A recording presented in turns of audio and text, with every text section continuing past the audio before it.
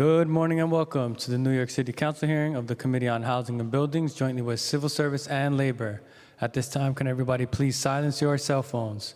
If you wish to testify, please go to the back of the room to fill out a testimony slip. At this time and going forward, no one is to approach the dais. I repeat, no one is to approach the dais. Chairs, we are ready to begin.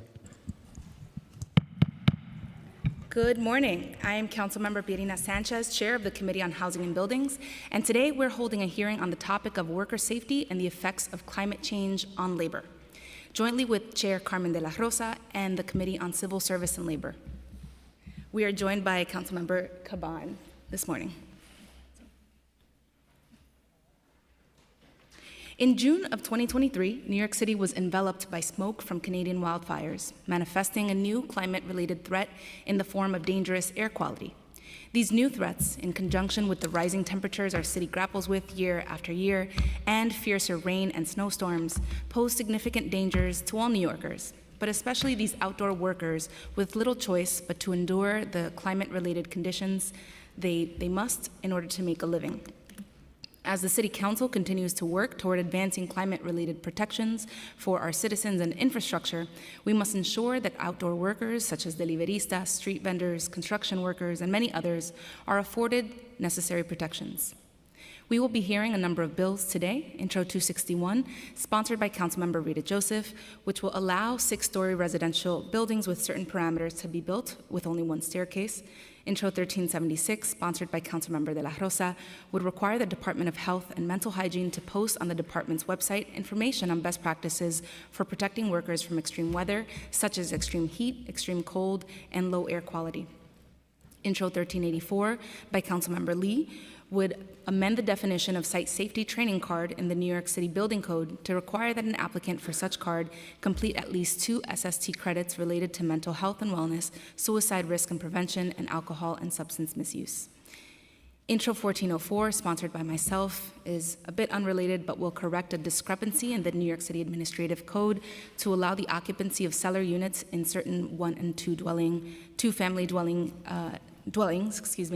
and Resolution 1015 by Councilmember de la Rosa, which condemns Alden Global Capital cuts and managerial hostility toward unionized daily news staff and calls on the hedge fund to reach a contract deal with the newspapers union. I'd like to take the opportunity to thank my team, Chief of Staff Maria Villalobos, my Deputy Chief of Staff for Land Use Policy and Budget, Ben Ratner, Gerard Fernandez, Carla Dominguez, and my Deputy Chief of Staff for Communications and Public Engagement, Kim Castellanos. I'd also like to thank the Housing and Buildings Committee staff, Senior Legislative Counsel Austin Malone, Legislative Counsel Billy Eck. Welcome to your first hearing. Senior Policy Analyst Jose Conde, Policy Analyst Dirk Spencer, Finance Analyst Carla Naranjo, and Data Scientist Reese Hirota. We're joined today, I've already called out, anybody else? Councilmember Moya has joined us virtually, and I'll now recognize Councilmember de la Rosa for opening remarks on behalf of the Committee on Civil Service and Labor.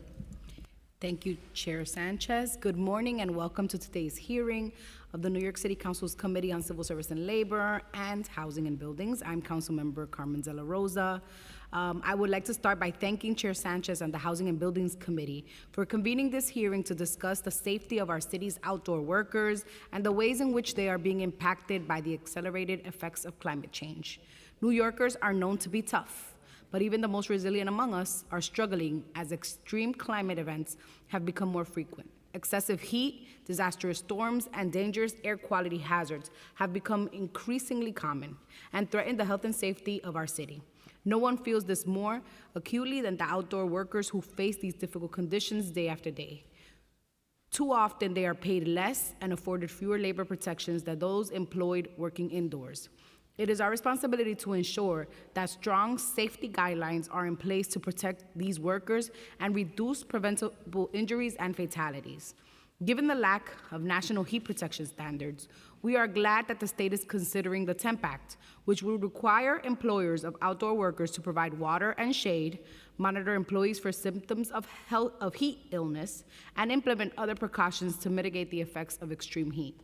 This state legislation is crucial to provide New Yorkers with a uniform set of guidelines that protect outdoor workers. Furthermore, I'm proud to sponsor Intro 1376, which would require the Department of Health and Mental Hygiene to post guidelines on its website on how workers can be protected from extreme climate events. In addition to the oversight topic and the related legislation, I'm happy that we are here hearing Resolution 1015, which expresses support for the writers, editors, and staff at the Daily News Union. Local journalism is a backbone of our city's civic life, keeping New Yorkers informed and holding institutions accountable. The cuts and managerial hostility imposed by Alden Global Capital undermine the Daily News staff. I urge my colleagues to join me and sign on to this resolution, and we are hopeful that good faith negotiations will lead to improved working conditions soon.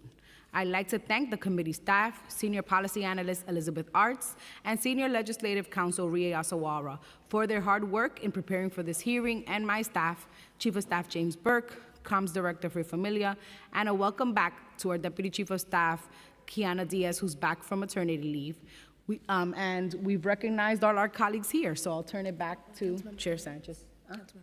Oh, Councilmember Dinowitz, how can I forget my neighbor in the mighty District 11? Councilmember Dinowitz has joined us as well.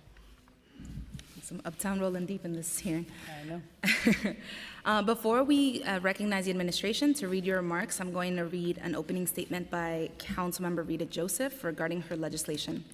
Intro 261 proposes an amendment to the New York City Building Code related to means of egress in certain new buildings.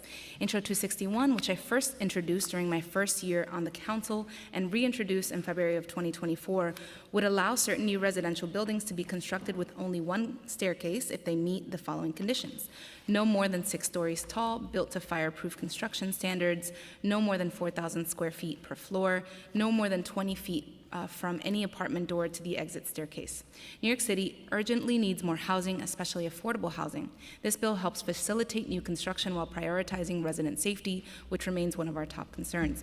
I want to thank everyone who contributed to drafting this bill, and I look forward to hearing feedback from the administration, all the groups and individuals from both sides to ensure we make this legislation as effective and safe as possible for all New Yorkers. Thank you. With that, I will turn it over to our council to administer the oath. Please raise your right hand. Do you affirm to tell the truth, the whole truth, and nothing but the truth, and to answer all council member questions honestly? I do. Thank you. You may begin. Good morning, Chair Sanchez and De La Rosa, members of the Committee on Housing and Buildings, and members of the Committee on Civil Service and Labor. I am Guillermo Patino, Deputy Commissioner for Policy and Legal Affairs at the New York City Department of Buildings. I'm joined today by several of my colleagues, including Gus Sarakis, Deputy Commissioner for Development and Technical Affairs, Reynaldo Cabrera, Assistant Commissioner for Investigations and Compliance, Frank McCartan, Assistant Commissioner for Emergency Services, and Keith Wen, Assistant Commissioner for Code and Zoning Interpretation. We're also joined by Thomas Carreo, Chief of Fire Prevention at the New York City Fire Department. I'm pleased to testify before the committees regarding Intro 261, which would allow certain residential buildings to be constructed with only one exit stairway. Intro 1384, which would require the Department's Site Safety Training Program to include a component addressing mental health and wellness, suicide risk and prevention, and alcohol and substance abuse. And Intro 1376, which would require the Department of Health and Mental Hygiene to post guidance regarding best practices for protecting workers from extreme weather. Intro 261 would amend Section 1006.3.2 of the New York City Building Code to expand the circumstances in which single exit stairways are permitted in R2 occupancy buildings. The R2 occupancy classification includes apartments and other residential buildings. The department has significant concerns regarding the proposed amendments, as allowing more buildings to have single exit stairways poses significant safety risks. Pursuant to Section 1006.3.1 of the Building Code, a minimum of 2 exits are required for egress in buildings where the occupant load does not exceed 500 people per floor. Section 1006.3.2 currently provides 7 exceptions to that requirement, by setting forth the scenarios in which a single stairway may be allowed.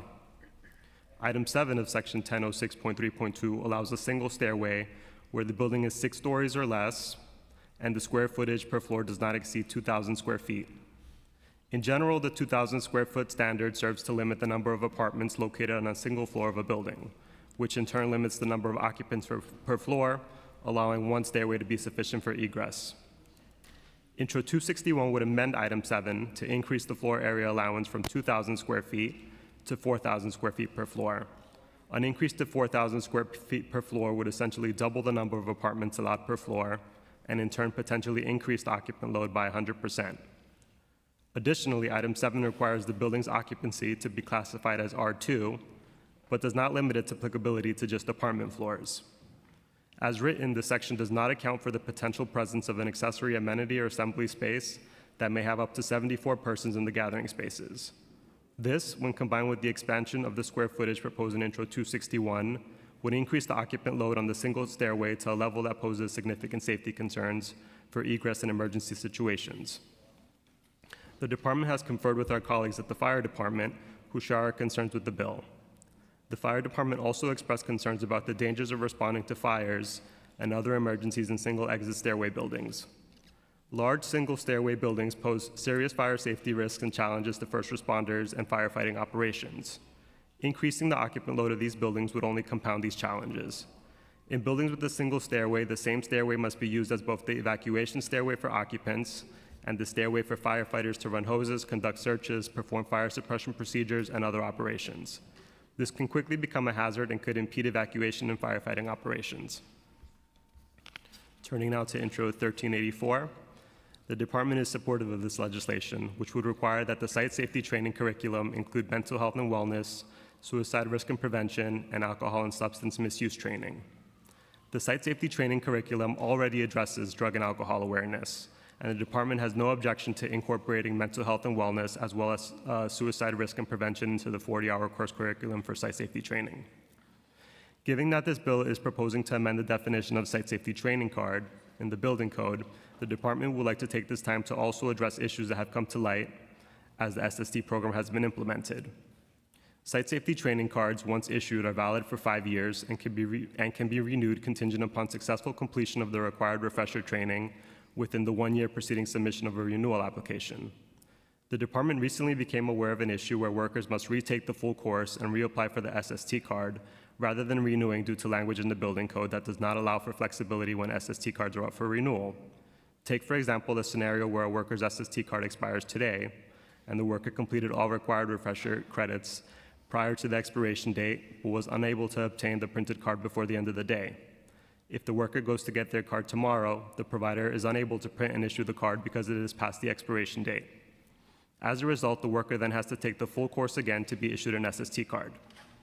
Delays in obtaining the physical card prior to the expiration may be due to such things as the worker's inability to get to the course provider's location or problems with the machine used to print the card.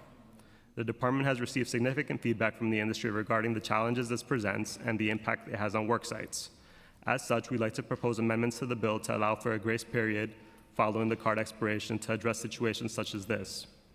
The building code provides for a grace period for other certifications such as suspended scaffold installers, adjusters, repairs, maintainers, users, or removers, so the proposed change would be consistent with that. One additional change we'd like to propose is expanding the qualification pathways to obtain an SST card.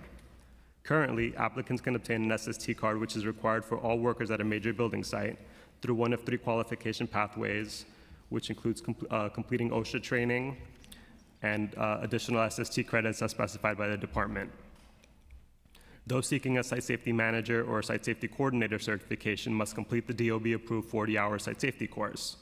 The 40-hour site safety course covers the topics already addressed in the OSHA 30 course, but the 40-hour site safety course is not currently recognized as a pathway to qualify for an SST card. Therefore, under the current regulatory scheme, a worker seeking an SSM or SSC certification would likely have satisfied one of the 3 qualification pathways for obtaining the SST card, as well as completing the 40-hour site safety course. We've received feedback from the industry regarding the cost and time to complete the training that is duplicative. If the OSHA 30-hour course is acceptable, the department believes the 40-hour site safety course should also be acceptable. As such, the department would like to further amend the site safety training card definition to include the 40-hour site safety course as a qualification pathway and the potential to include additional comparable qualification pathways by rule as other training options may become available in the future. Finally, turning to Intro 1376, the department has been asked to provide testimony regarding this bill on behalf of the Health Department. Intro 1376 would require the Health Department to post guidance regarding the best practices for protecting workers from extreme weather conditions, such as extreme heat. The administration supports this legislation as extreme weather events pose recognized occupational health risks and are found to be associated with higher accident rates, illness, injuries, and deaths. The New York State Department of Labor has also produced employer guidance to protect workers from extreme precipitation, extreme heat, extreme cold, and wildfire smoke. Thank you for the opportunity to testify before you today. We welcome any questions you might have.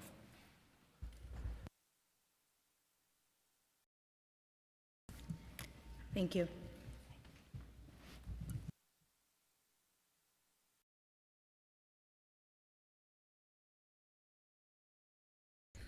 All right, I'm going to start with the questions. Well, first of all, thank you for providing some testimony on behalf of the Department of Health and Mental Hygiene. So I'm going to skip some of those questions because I imagine, the department is not here, so I imagine that we're not going to answer too many questions around something that is under the authority of the Department of Health and Mental Hygiene, but I appreciate you expressing support for my legislation here. And I do want to ask you a little bit about DOB's sort of role in providing safety for workers. Does DOB have an estimate of how many construction workers work outdoors? We don't have an estimate on how many construction workers work outdoors. That number can fluctuate during the lifespan of a construction project, as the phase of the construction project progresses. However, the State Department of Labor has estimated that there are approximately 150,000 workers in the construction industry in New York City. However, we believe that might be an undercount because department-approved course providers have issued over 500,000 site safety training cards to workers, which indicates that there's more than 150. What was that number? Over 500,000 site safety training cards. I can get you the exact number. Thank you. Yeah.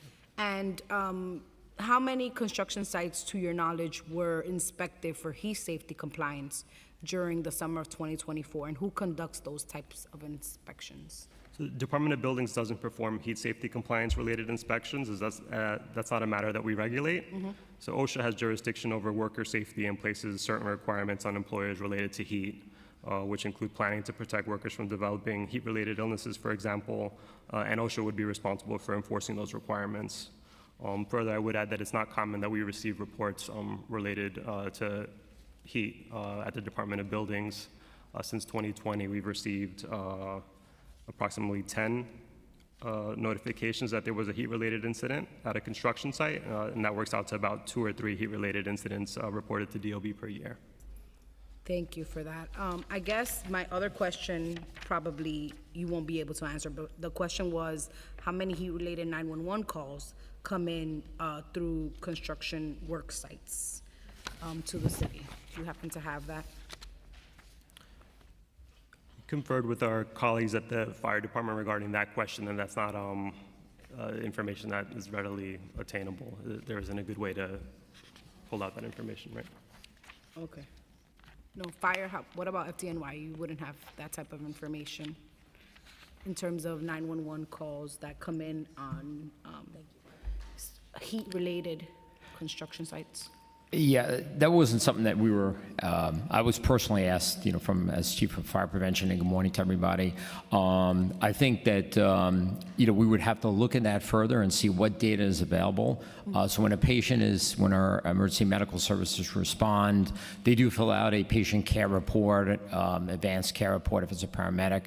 And there is information that is put on there, and especially as they're, transported to a hospital. But we would have to, do the data analysis on that. And if we could get back to you and try to see if that information is available. That would be helpful.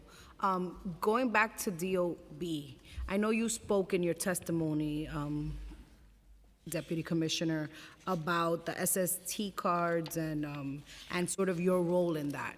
There was a lot of information that you provided us. If there is one step that you could identify to make that process a little bit less convoluted, less complicated, what would be a step that you think we should be taking as a city to kind of deal with some of the different overlaps between safety protocols that exist right now? Well, we've been implementing the site safety training program for quite a few years at the Department of Buildings. I believe the original legislation that enacted the site safety training program was passed in 2018. And we've seen very good compliance with that program. Very proud of the work that the agency's done and that the industry's done to get the workers trained. 500,000 SST cards issued over the recent years is a pretty monumental feat. And also, we're seeing very good compliance from the construction industry. We issue very few violations related to site safety training cards. And I would say that 2 of the steps that we could take are the ones that we outlined in our testimony, one of which is expanding the qualification pathway so that certain workers don't have to receive duplicative training, and then also providing a grace period after a card expires for some reason or another so that workers have more of an opportunity to refresh their training versus receiving the full complement of training. I don't know if my colleague has anything to add to that. No. Could you speak a little bit more to like when the trainings are duplicative, like how are you receiving that information? Are workers sort of expressing to you all that they're having to compile both of these trainings? How is Department of Buildings sort of, what's the role in ensuring that that communication is happening? Good morning. Good morning. My name is Ronaldo Cabrera. I'm the Assistant Commissioner in charge of investigations and compliance. I work with the Training Compliance Unit, and that's one half of the team that works with course providers. The other side of the shop is the course provider administration team. And so often we get communication from the course providers themselves directly to us, and the discussion is around the fact that sometimes they have students who come to them who have to retake some of the courses just to fit with the requirements of the SST card. So the proposal today would expand the pathway to allow folks to get the training without having to repeat the courses. Do you feel that in your analysis of this, the communication, like the workers know when they're falling in between, like the communication to let workers know that they're falling in between these gaps is sufficient? I mean, it can always be better, but we do work closely with our course providers to message out. And we issue through the platform that we use, which is called Training Connect. That's the system that prints the cards. We have the ability to send like a mass notice, but we're in constant communication with the course providers to let them know that we're seeing trends in certain areas.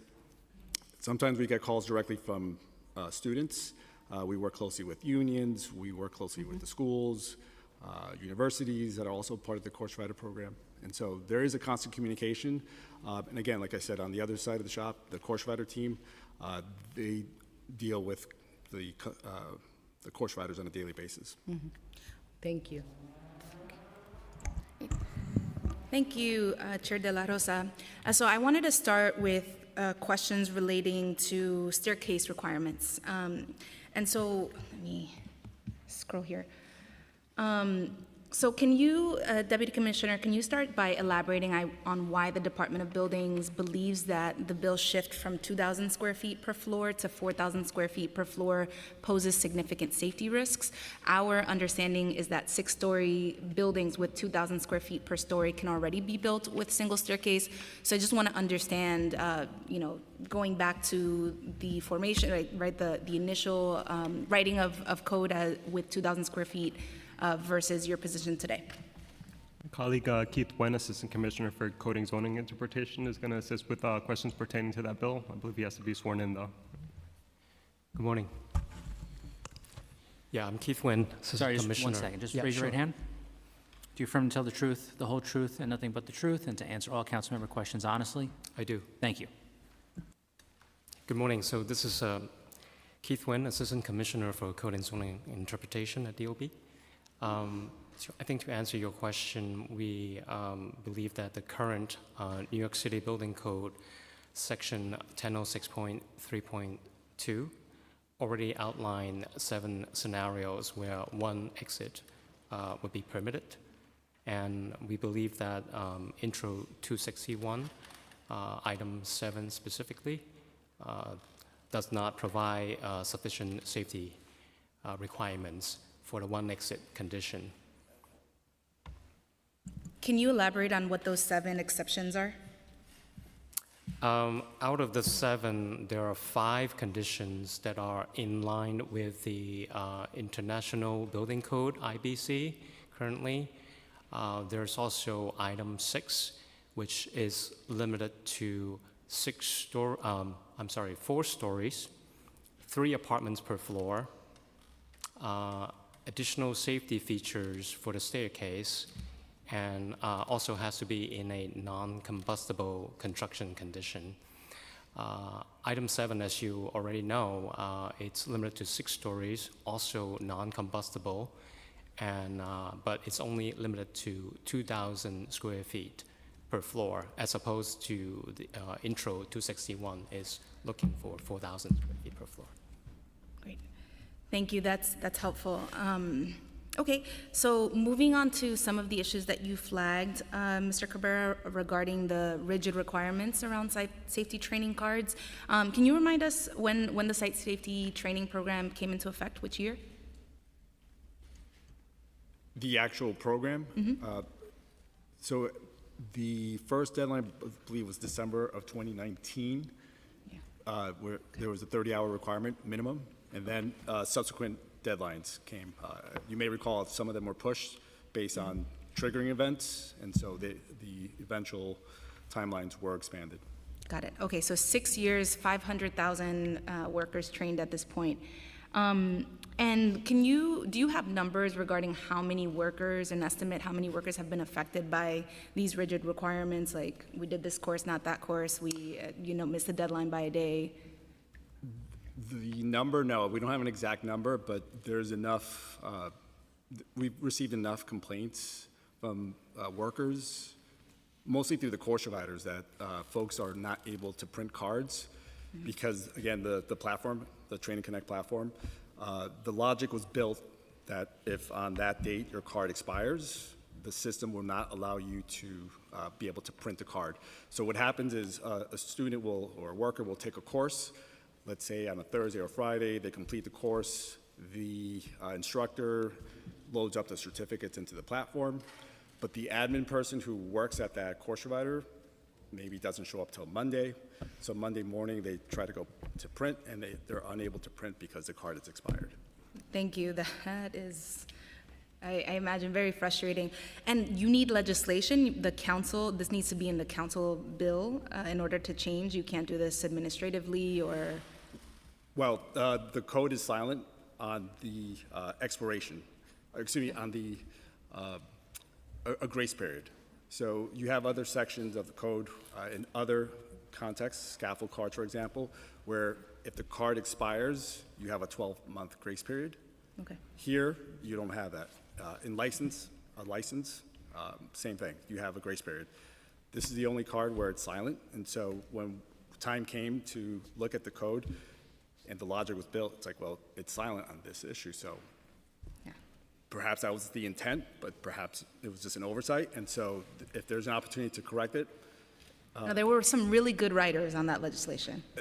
yes, there's definitely good writers, but certainly, obviously, sometimes that happens where things you could not have anticipated until the issue came to light. And so when we started getting these phone calls, we just started to realize that, if the opportunity came, that we would need to bring this up to at least have the discussion and propose it, and hopefully they'll get implemented. Thank you. I'd like to acknowledge that we were joined by Councilmember Abreu, Councilmember Menon, and Councilmember Aviles.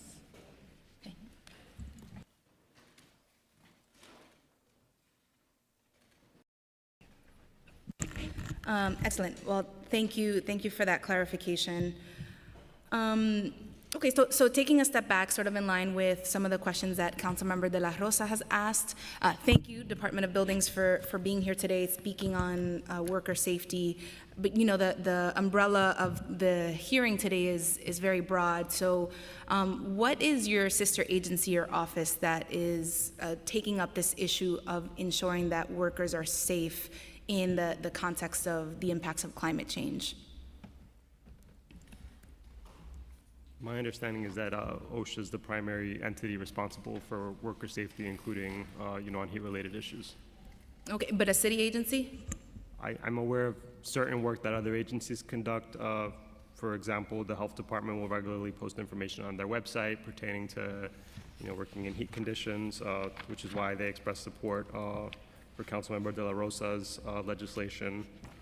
And also emergency management, they also send out, notices when there's going to be high heat conditions, air quality conditions, for example.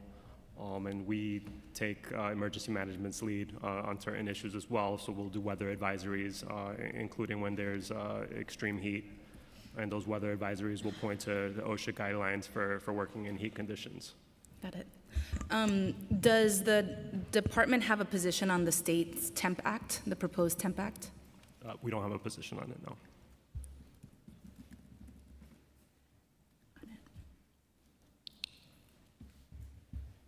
Do you have information, any numbers today regarding, I know you mentioned no 911 data, but 311 data around heat and air quality complaints on the one hand, and then do you have information? It's not your agency, but do you have information on how many alerts, how many alerts NISM issued last year relating to heat, relating to air quality? Regarding the question pertaining to the NISM alerts, we'll follow up with our partner agency on that and get back to you. Regarding complaints related to heat, we're only aware of the ones that pertain to construction sites. So contractors, permit holders are required to report incidents to DOB. And since 2020, we received 10 reports of heat-related incidents. In 2023 and 2024, it was 3 per year. And we can certainly follow up with additional information about those reports as well. Thank you. That would be great. From the Department of Buildings perspective, on construction sites, they're dealing with a lot of different materials, volatile compounds. Are there any concerns that the agency has, or any guidelines around not being around certain kinds of materials beyond certain temperatures? So again, that would be an OSHA issue. So OSHA has, requirements that they place on employers, including, for example, making sure that employees have the proper equipment for the scope of work that they're going to conduct, and they've also done guidance related to heat. Thank you. And are Department of Buildings inspectors trained on these OSHA regulations? Are you looking out for them when you're on a construction site? No, but we're not enforcing OSHA regulations. And there's no assistance? No? No. Okay. Got it. Thank you. And then I imagine what the answer is, but on air quality concerns and the air quality indices that we've seen last year and this year related to wildfires, is that also an OSHA issue, or has Department of Buildings considered any changes around worker protections? So I've received some information from the health department related to air quality concerns. So that's a measure produced by the EPA, so the U.S. Environmental Protection Agency, but DOHMH provides the value of air quality on their environment and health data portal. So that's something they have online, so they do provide those values.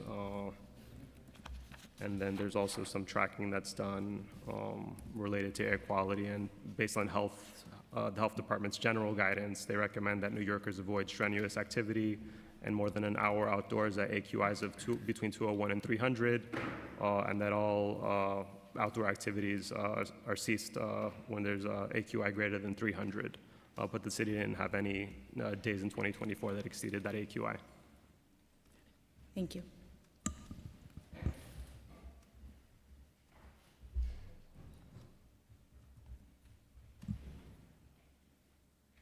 Okay. I have a question on solar. Just thinking about not just solar, but any like green upgrades that buildings are conducting. I imagine that there's been an uptick in applications, permit applications to the Department of Buildings, as the federal government has done away with by December of this year with the IRA credits. So I'm wondering if the Department of Buildings has seen an uptick in permit applications for things like solar, roof replacements, any other of the work that requires permits. I'm not sure if window replacements do and that kind of work. So on the one hand, have you seen an uptick in permit applications Two, do you have the capacity that you need to make sure that New Yorkers are able to take advantage of the IRA credits before they go away? And third, for the workforce that is doing this work, are there any safety protections that you have been considering or any concerns that the agency has and you're looking out for? My understanding is that we have seen an increase in applications for solar installations in recent years. I don't have the numbers with me, but I can certainly follow up with that information. But my understanding is that there has been an increase. In recent years, there's also local laws 92 and 94 that were passed that require that all new buildings either install solar or green roofs. My understanding is that they primarily go with solar where they're able to. So we'll certainly follow up with that data. And I'm not aware of any issues processing those permit requests, but I'll also look into that and follow up. Excellent, thank you. Thank you. I'd like to acknowledge that we are joined by Councilmember Ressler. And Councilmember Ressler, you have a question? No problem.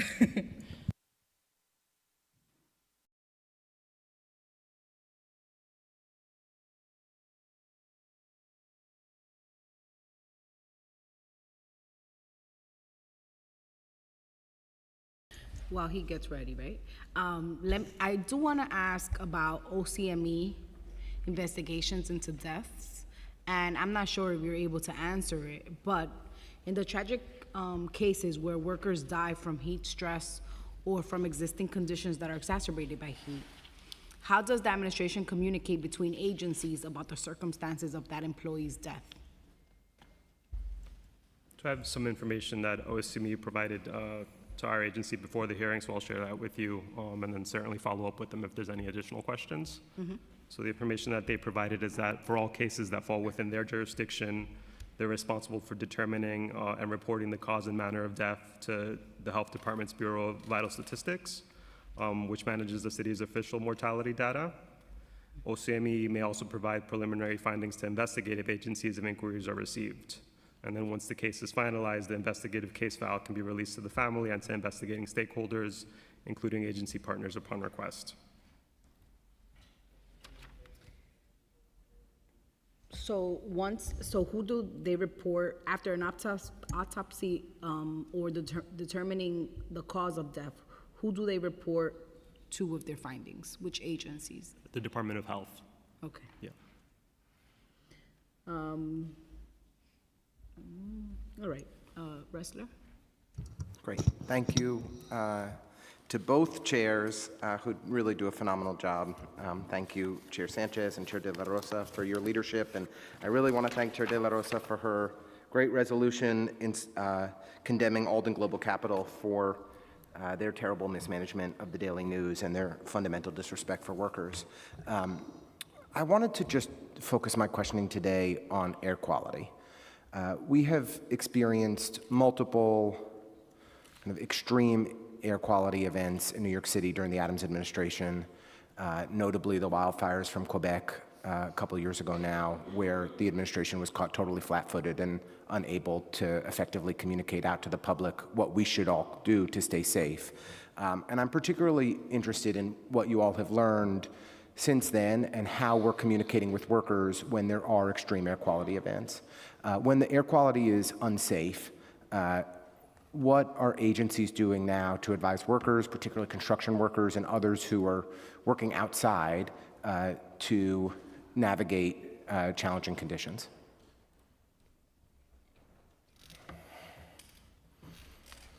Ask my colleague Frank McCartan, Assistant Commissioner for Emergency Services, to join us to address your question. Thank you. How are you, Guillermo? Are they being nice to you today? Good. Frank, good to see you. Good to see you. Council, Chair. So we convey an interagency meeting with NYSEM. That information about heat and air quality is given to us. We take that information and we put it out on social media. The press office goes out and sends it. On the heat-related issues, what we do is we do a press release when it hits a heat warning, which is 104 and above, and those qualities then go out to the industry, so make sure the industry knows what's going on. Okay, so just so I understand, appreciate that, there's a valuable bully pulpit from the mayor's office, NISM, et cetera, to get the word out about extreme weather incidents. But when we are in instances of poor air quality where it's dangerous to be outside and straining yourself for extended periods of time, or extreme heat where it's dangerous to be outside and straining yourself for extended periods of time, could you walk us through in more specificity the industry engagement beyond just the kind of general notification to the public that there's a concern? What are we doing specifically to inform employers about what risks their workers are facing We're and what using they the should do? social media side of that particular process, basically. That's what we're doing. Do you think that we should be better engaging the sector, the construction sector, to let them know about the specific risks that workers are facing and what needs to be done to keep people safe? Councilmember, I'm open to any type of communication in the event of any type of emergency is the basis where I come from. So Yeah. I would love to have those conversations with you and the council and the chair and my departments that respond to those type of emergencies. I'd be open to those suggestions I appreciate that you it. have. I think I'd be happy to chat with you further about it. I just am, when we saw the extreme air quality event about 2 years ago, and the administration was totally unprepared. We had everything from street homeless New Yorkers to construction workers kind of continuing their lives as normal without a shift in policies and protocols that were needed to keep people safe. And I have not yet seen the planning and preparation for the next extreme air quality event. And unfortunately for extreme heat, this is just a reality that we are facing more and more and more every year. There's, twice as many extreme heat days as when I was a kid, and it's getting worse by the year. And we all know that extreme heat is the #1 source of death from, climate change. And so workers who are outside, straining themselves for 8 or 10 plus hours a day are the ones who are in the most vulnerable conditions. And I just want to make sure that we're giving clear and conservative guidance for how they can stay safe in these moments and in these conditions, because they are an increasing reality that we unfortunately have to reckon with. And I think this is a good package of legislation, and I commend my colleagues, for their innovation and leadership. But I really am most focused on, how do we do a better job of making clear to employers what are the steps they should be taking to keep their workers safe or to shut down work altogether as necessary. So would be happy to further this conversation offline and think about how we can do a better job of engaging those the construction sector directly and unions, and making clear what our expectations are for how people stay safe. Look forward to it, Councilmember. Thank you. Chair. Thank you, Councilmember Ressler. A follow-up on your line of questioning for Deputy Chief. We, first, gratitude to our first responders who dive into dangerous conditions every single day. I'm reminded with Councilmember Ressler's remarks and questions about the horrible 3-alarm fires that we've had in the Bronx in recent years. Just this June, we had a 3-alarm fire that took down 3 houses on DeVoe Terrace in my district. And I remember walking around, I always try to stay, of course, out of the way of the first responders doing the important work, but I try to find neighbors who are affected or, who are curious and are sitting, and I try to tell folks, you really should get indoors. You should get somewhere where, the air is not as compromised. And I'm wondering if the fire department or any of your sister agencies, given that we do have similar conditions of bad air quality around the site of fires, if there's guidance that you have for the public, if there's any way that whether it's firefighters themselves or other workers, NISM workers, whoever, if there's any way that they are communicating to the public, and if there's anything that we should be taking from those instances, and Frank, you can answer this as well, right, because you're always on site as well, anything that we can learn from these instances at home to help protect us from the bad air quality that we're seeing in the city. Sure. Thank you very much for the question.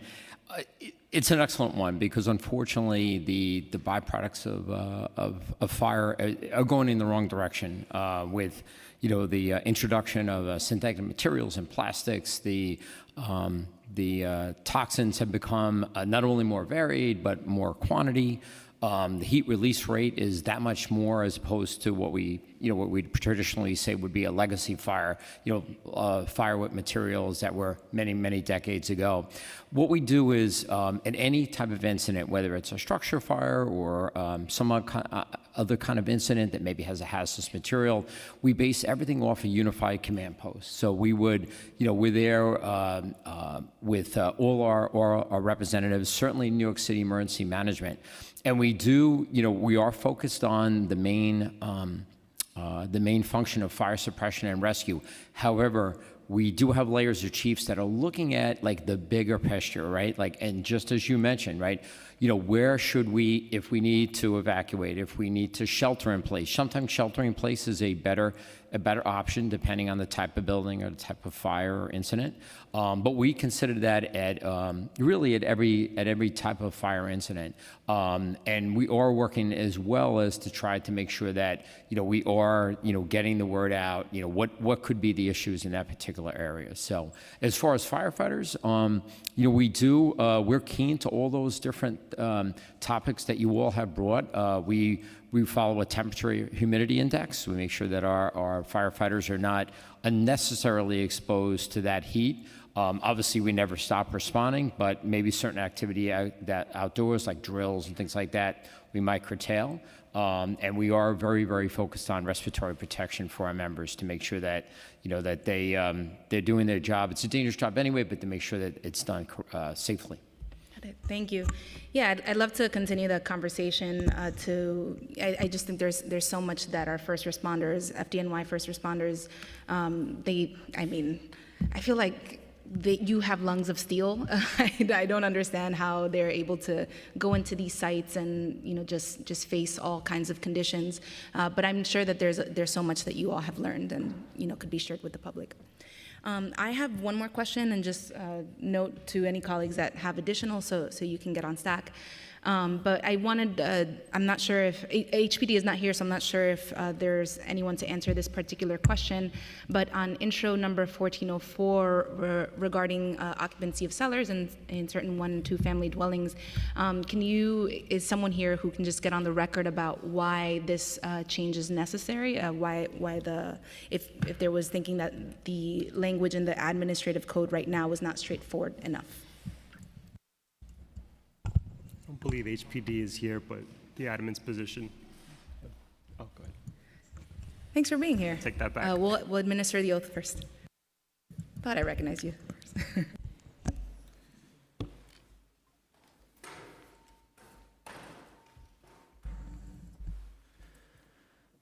Please raise your right hand. Do you affirm to tell the truth, the whole truth, and nothing but the truth, and to answer all council member questions honestly? I do. Thank you. Thank you for having me. I'm Stephen Erdman, the Assistant Commissioner for Homeownership Opportunities and Preservation at HPD. And thanks for the question about why we need to pass Intro 1404.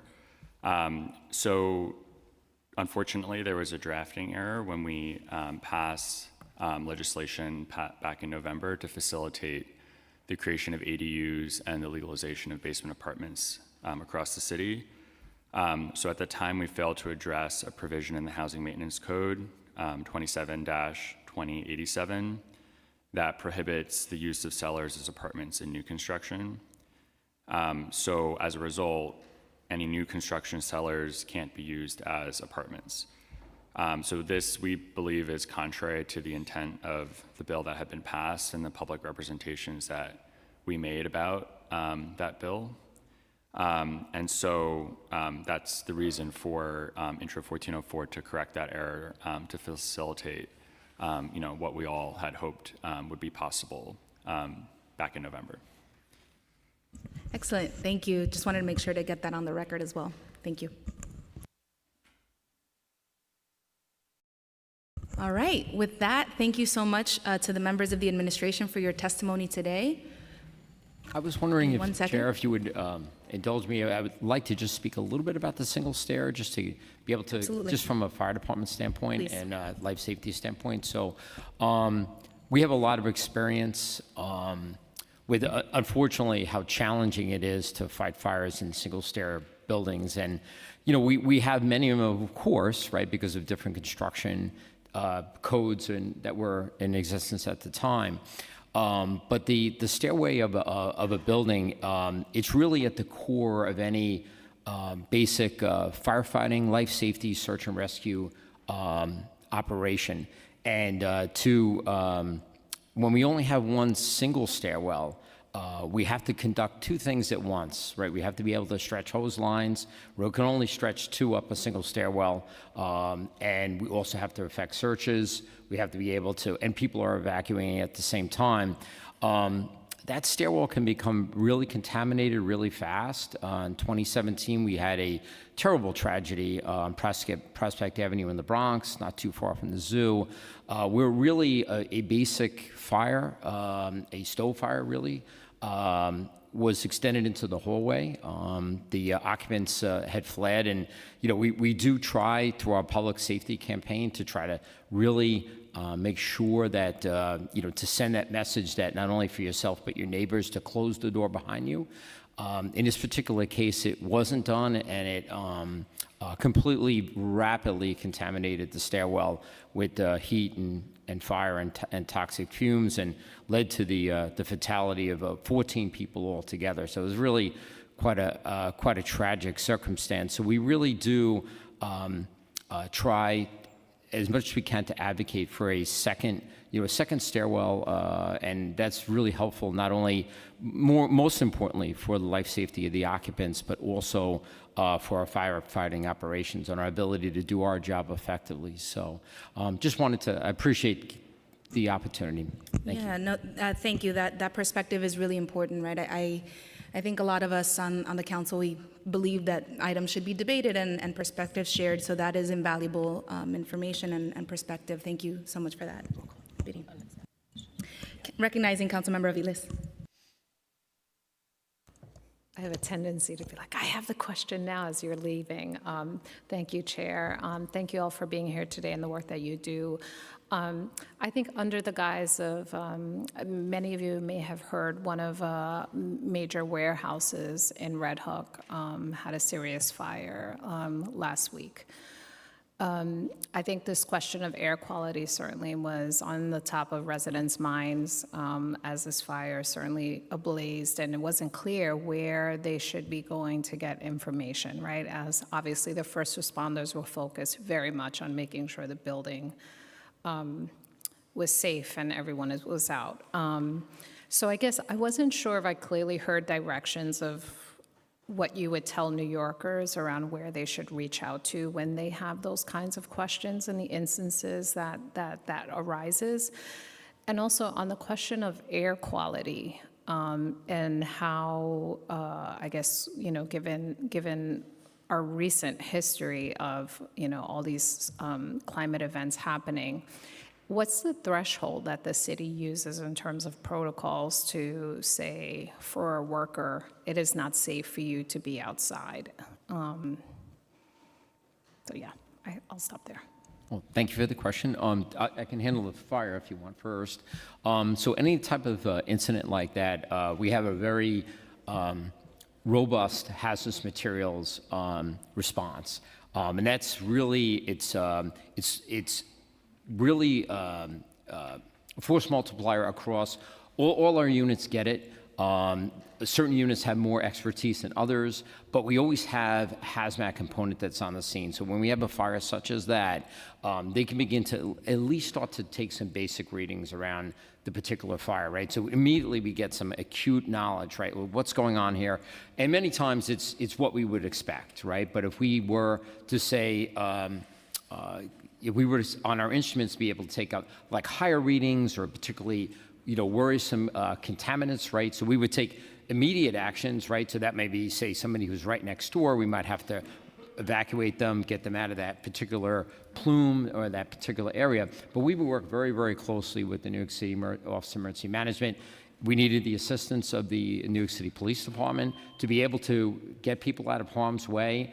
And then from there, that would probably build out to public messaging if there was an area that needed to be, secured, or areas residents needed to be relocated along those lines. So it's kind of like it's an evolving type of event depending on the incident.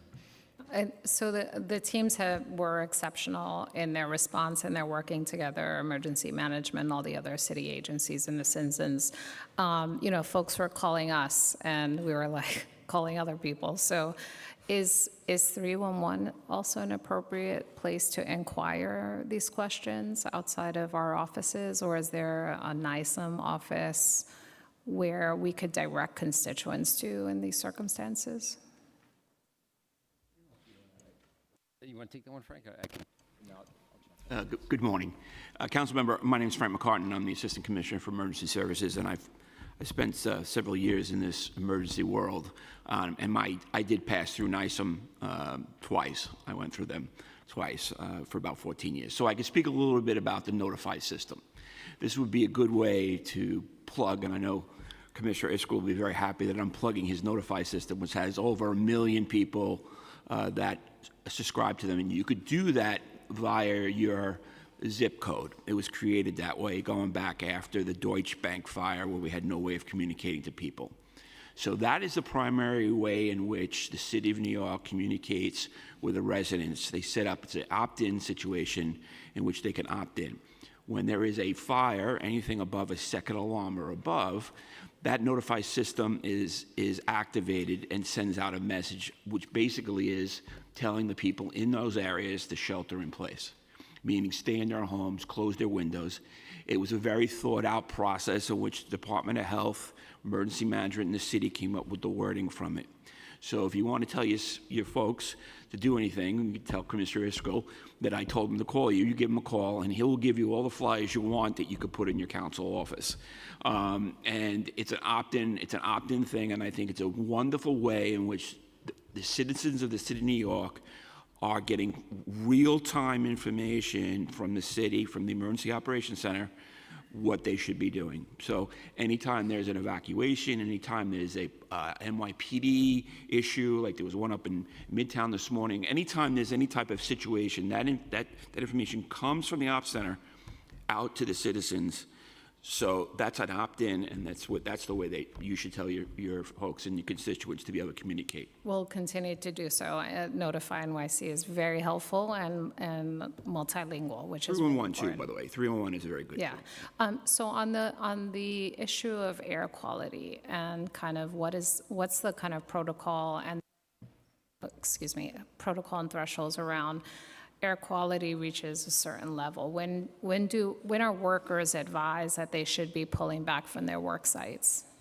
I think I answered this earlier with the Councilman Russell. I think we need to have a communication a little bit more with all of us as a city, or how we go ahead and move ahead on that. And as I sit here and think to you, like, maybe I should think out loud, and maybe you'll be mad at me, but I think I was asked to look at everything when I came in these doors about 3 years ago, and I looked at the weather events, and I looked at the heat events, and I looked. Now the air quality is coming up again. Maybe there's a threshold in which we work with NISM the same way we did with the heat, right? It hits the warning, we send out a notice to industry. I'm speaking out loud now. But I mean, maybe that's the way we go forth, and we would like to have a discussion with you if that's the way we move forward. I don't think that's a bad way of doing it, is sending a notice out to industry, so industry then has that information. So when they come in the morning, and I say they, the construction workers, they always have a pre-safety meeting, right? It's going to be hot today. It's going to be bad air today. Maybe they do things aside. I don't know what the issue, how we go forth with it, but I think it's a good discussion to have. Yeah, I think we're working on some potential legislation around this particular issue of air quality, and I think our unionized workforce has a good number of safety protocols in there for their workers. I think the concern is the non-unionized portion of the workforce and industry who may not be quite connected and could push their workers in very unsafe conditions. So I think it's a work in progress, and thank you for the consideration. Thank you so much, Councilmember Aviles. With that, I want to thank the members of the administration for your testimony today. We'll be moving to public comment. Thank you.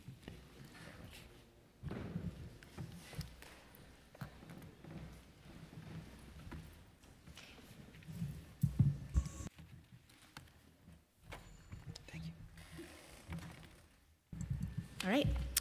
I now open the hearing for public testimony. I remind members of the public that this is a formal government proceeding and that decorum shall be observed at all times. As such, members of the public shall remain silent at all times. The witness table is reserved for people who wish to testify. No video recording or photography is allowed from the witness table.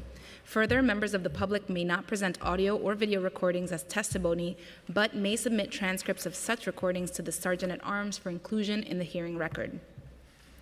If you wish to speak at today's hearing, please fill out an appearance card with the Sergeant at Arms and wait to be recognized. When recognized, you will have 2 minutes to speak on today's hearing topic of worker safety and the effects of climate change on labor, and the associated legislation, intros number 261, 1376, 1384, and 1404, as well as resolution number 1015. If you have a written statement or additional written testimony you wish to submit for the record, please provide a copy of that testimony to the Sergeant at Arms. You may also email written testimony to testimony@council.nyc.gov within 72 hours of this hearing. Audio and video recordings will not be accepted.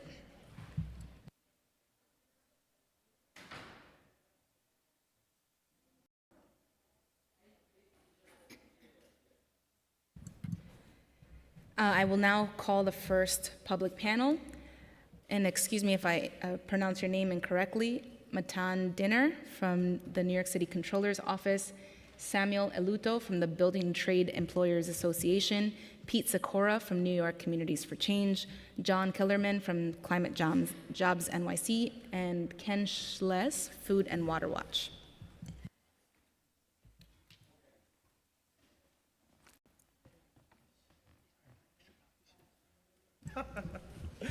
And whoever is ready can begin when ready. All right, let's go. My name is Pete Sikora. I'm with New York Communities for Change. Thanks so much for this opportunity to testify. It's not on the agenda today, but we wanted to urge the council members to co-sponsor Intro 1180 and the speaker to move it on an agenda. It would have been great to have seen it on today's agenda, but there's still time left in the session and it should move. Intro 1180 closes a loophole that Eric Adams, in his infinite wisdom, put into Local Law 97 by improperly using regulatory power. This council should override him on that move to protect jobs, lower utility bills, and prevent the climate crisis and improve air quality. I was up there when Local Law 97 passed. 92% of buildings are now, as of 2023 data, below Local Law 97's pollution limits. A full year before the law kicked in, 49% of multifamily is now below the law's pollution limits for 2030 to 2035. Both of those are huge improvements since the law passed. So congratulations to this council for moving that, because it is working. It's creating thousands of jobs, cutting utility bills, and cleaning up the air. That's great. It's relevant to the topic of this hearing on air quality. So the speaker should move it. We want to see it pass. There's 22 co-sponsors. Those of you who are not co-sponsors, please co-sponsor it. Councilmember Dinowitz, we'd love to have you on it. And it's great. You should pass it. Thank you. Thank you, Pete.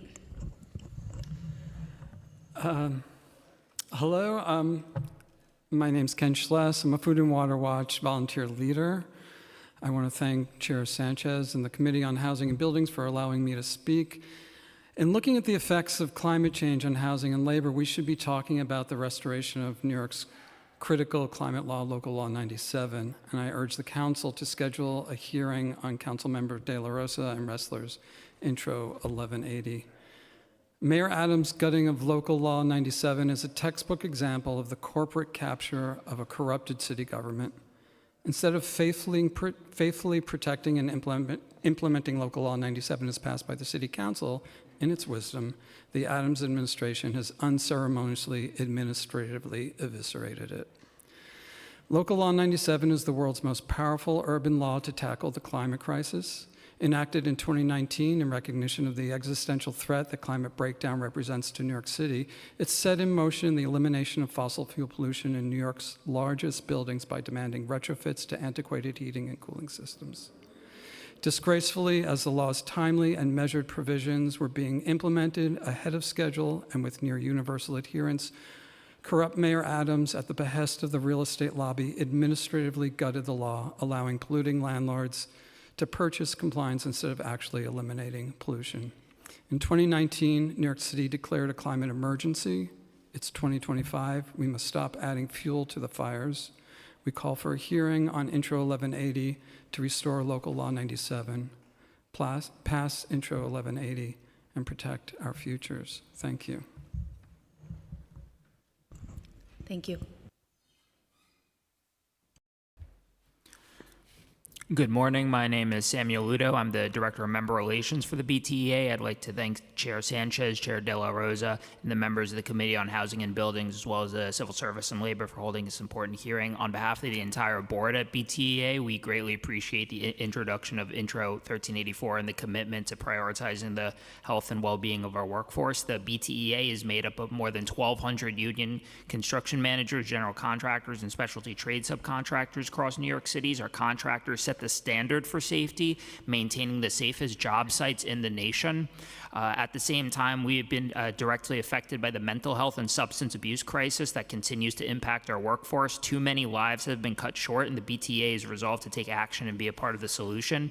According to the U.S. Bureau of Labor Statistics, in 2023, nearly 16,000 construction workers nationwide died from opioid-related overdoses, and more than 5,000 died to suicide. Despite these staggering numbers, substance abuse and suicide remains a silent epidemic. Families often hesitate to speak publicly about overdose-related deaths or suicides, but the lack of publicity does not diminish the magnitude of the problem. The BTA is determined to confront the health crisis by providing resources focused specifically on mental health and substance abuse awareness. We host presentations, we distribute educational materials, and partner with leading nonprofits to expand support and break the stigma. We strongly support Intro 1384, as conversation and education are essential to addressing construction worker suicide and substance abuse, because SST cards are required for the vast majority of construction workers. This legislation has the potential to create profoundly positive impact across our industry. Too often, workers struggle to express feelings of depression, to ask for help, and incorporating this training into the SST framework will give them the tools and language necessary to do so in a familiar environment. We also support Intro 1376. We think that addressing both physical and mental health, this legislation will be an important resource for our members' safety directors, and thank you. That was very impressive. Thank you. I had a lot written down. So I wanted to get to it all. Good morning to committee chairs and members. My name is Josh Kellerman. I'm the Director of Policy and Research at Climate Jobs New York. Climate Jobs New York is a coalition of labor unions representing 2.5 million workers at the center of New York's economy. We are united around a shared goal of combating climate change while reversing income inequality. We are heartened that your committee are paying close attention to worker safety and extreme weather. We must continue to draw attention to how climate change is impacting working people and seek solutions that mitigate these impacts and reduce our emissions while creating good union jobs for all people. As the committee report noted so well, outdoor workers will be disproportionately impacted by extreme heat. And among those outdoor workers, low-income workers of color and immigrant workers are most likely to be impacted. It is also important to note that union workers are much less likely to be impacted by extreme heat, as their collective bargaining agreements often already have provisions for worker health and safety. And empowered workers acting in solidarity are much better able to protect themselves from dangerous work conditions. A recent report by the Solidarity Center found that, quote, unionized workers experience half as much heat stress as non-unionized workers, and found that collective bargaining is the most effective form of collectively protecting workers from heat stress, end quote. Workers are the experts in their industry, and this shows up when workers are organized and have power. They not only demand to be protected, but they do so often in smart and innovative ways. Accordingly, lawmakers should consistently advocate for expanding workers' rights to organize free from intimidation and coercion, and where appropriate, all public work, including contracts and procurement, should have project labor agreements and labor peace agreements connected to them.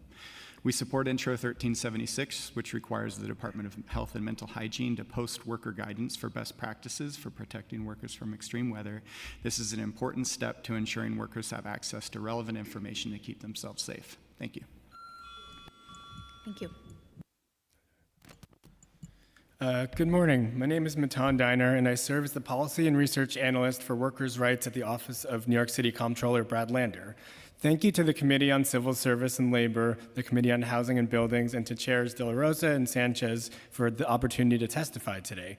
We thank the Council for holding this hearing on worker safety and the effects of climate change on labor, and applaud Councilmember De La Rosa for sponsoring Intro 1376, requiring the Department of Health and Mental Hygiene to post best practices for protecting workers from extreme heat and weather.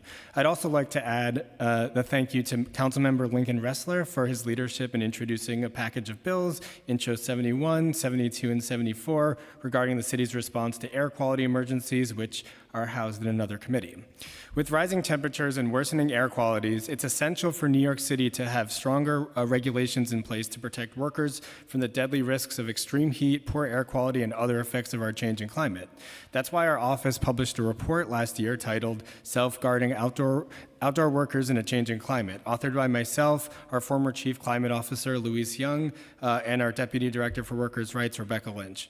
The report analyzes the health impacts of extreme temperatures and unsafe air quality, quantifies New York City's outdoor worker population, and identifies national best practices for labor standards. The report concludes with policy recommendations for New York City and state. Our report found that 1.4 million workers, or a third of New York City's workforce, work outdoors for prolonged periods of time. These workers are disproportionately composed of immigrants and Latino and Black New Yorkers. Extreme heat is the leading cause of weather-related deaths in the country and in New York City, and outdoor workers face significantly higher heat risks compared to the general public. Heat exposure can result in accidents and injuries on the job as well. To address this, our office recommends that city and state officials enact both employer requirements, like providing water, shade, and paid rest breaks, along with increased public health initiatives. Thank you so much. And I'd also just like to express my support for Co-Chair De La Rosa's Intro 1180 that we were not able to hear today. We need to find a way to, close loopholes and not allow renewable energy credits to be used in the wrong way. Thank you.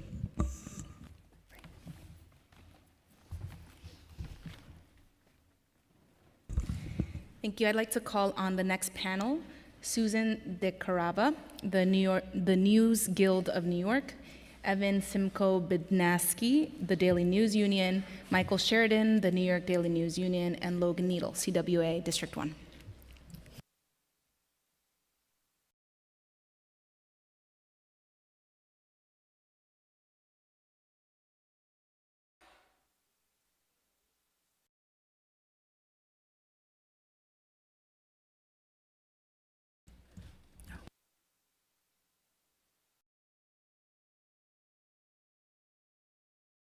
You may begin when ready. Thank you. Good morning, Chair De La Rosa and Chair Sanchez and esteemed members of the council. My name is Susan DeCarava. I am the president of the News Guild of New York, and I want to take a moment just to thank in particular Councilmember De La Rosa for her continued support in putting forth this resolution, and all the other council members who have continued to recognize the vital and necessary work that New York City's journalists provide for the people of this city. I'm here today with many of my members from the Daily News Union here at the table and also behind me in the chamber. Our local represents nearly 6,000 media professionals, of which the Daily News reporters are a part. They are hardworking journalists who, at every turn in this city's history, have been there to tell the story of its people. Beginning as the nation's first tabloid, the News has been the newspaper for everyday New Yorkers, winning multiple Pulitzer Prizes for stories that cover everything from horrific police brutality to the after effects of workers exposed to September 11th environmental toxins, to widespread abuse of eviction rules affecting immigrants, to everyday labor, health, and safety issues, many of which you addressed this morning. Unfortunately, we are faced with a crisis. Alden Global Capital, a predatory hedge fund with a rather notorious reputation, purchased the News in 2021. A former Washington Post media columnist, Margaret Sullivan, described Alden best. She said, "It is one of the most ruthless of the corporate strip miners, seemingly intent on destroying local journalism." Alden acquired the Daily News, adding it to its portfolio, which now makes it the owner of the second largest newspaper chain in the country, and this has had a profound effect on the coverage that the newsroom has been able to provide to New York. Alden Global Capital is led by its managing director, Heath Freeman, has a playbook that it follows when it comes to local news. It acquires the property, strips out all the assets and liquidates it, slashes staff, and freezes salaries.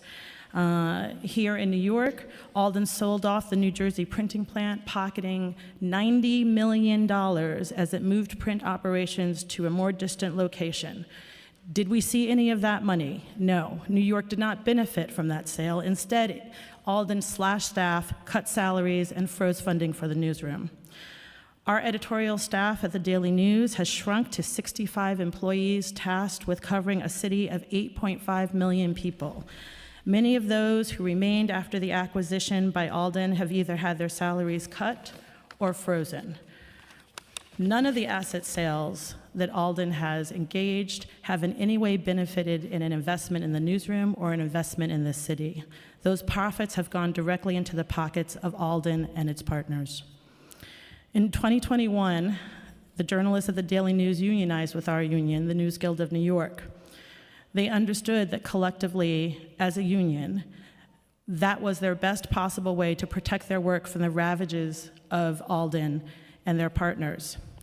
And as Alden continues to devour more newspapers, including most recently its failed attempt to buy the Dallas Morning News, they have grown increasingly intransigent at the table, refusing to agree to a contract with the Daily News Union with anything close to a living wage. We are fighting at the table for everything. We want our members to have, as every New Yorker should have, job security, living wages, PTO, paid time off, affordable health care, and the ability to plan for their future and for their families, for retirement.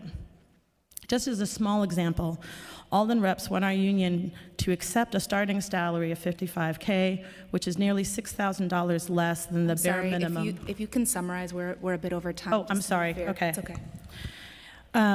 We very much appreciate this resolution.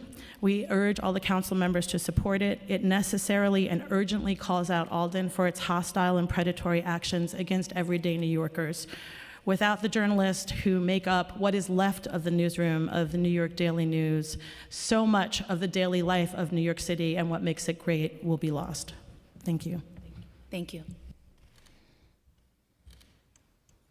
Good morning and greetings to Chair De La Rosa and Sanchez and all the members of the Committee on Civil Service and Labor. My name is Michael Sheridan, and I'm a video and photo editor at the New York Daily News.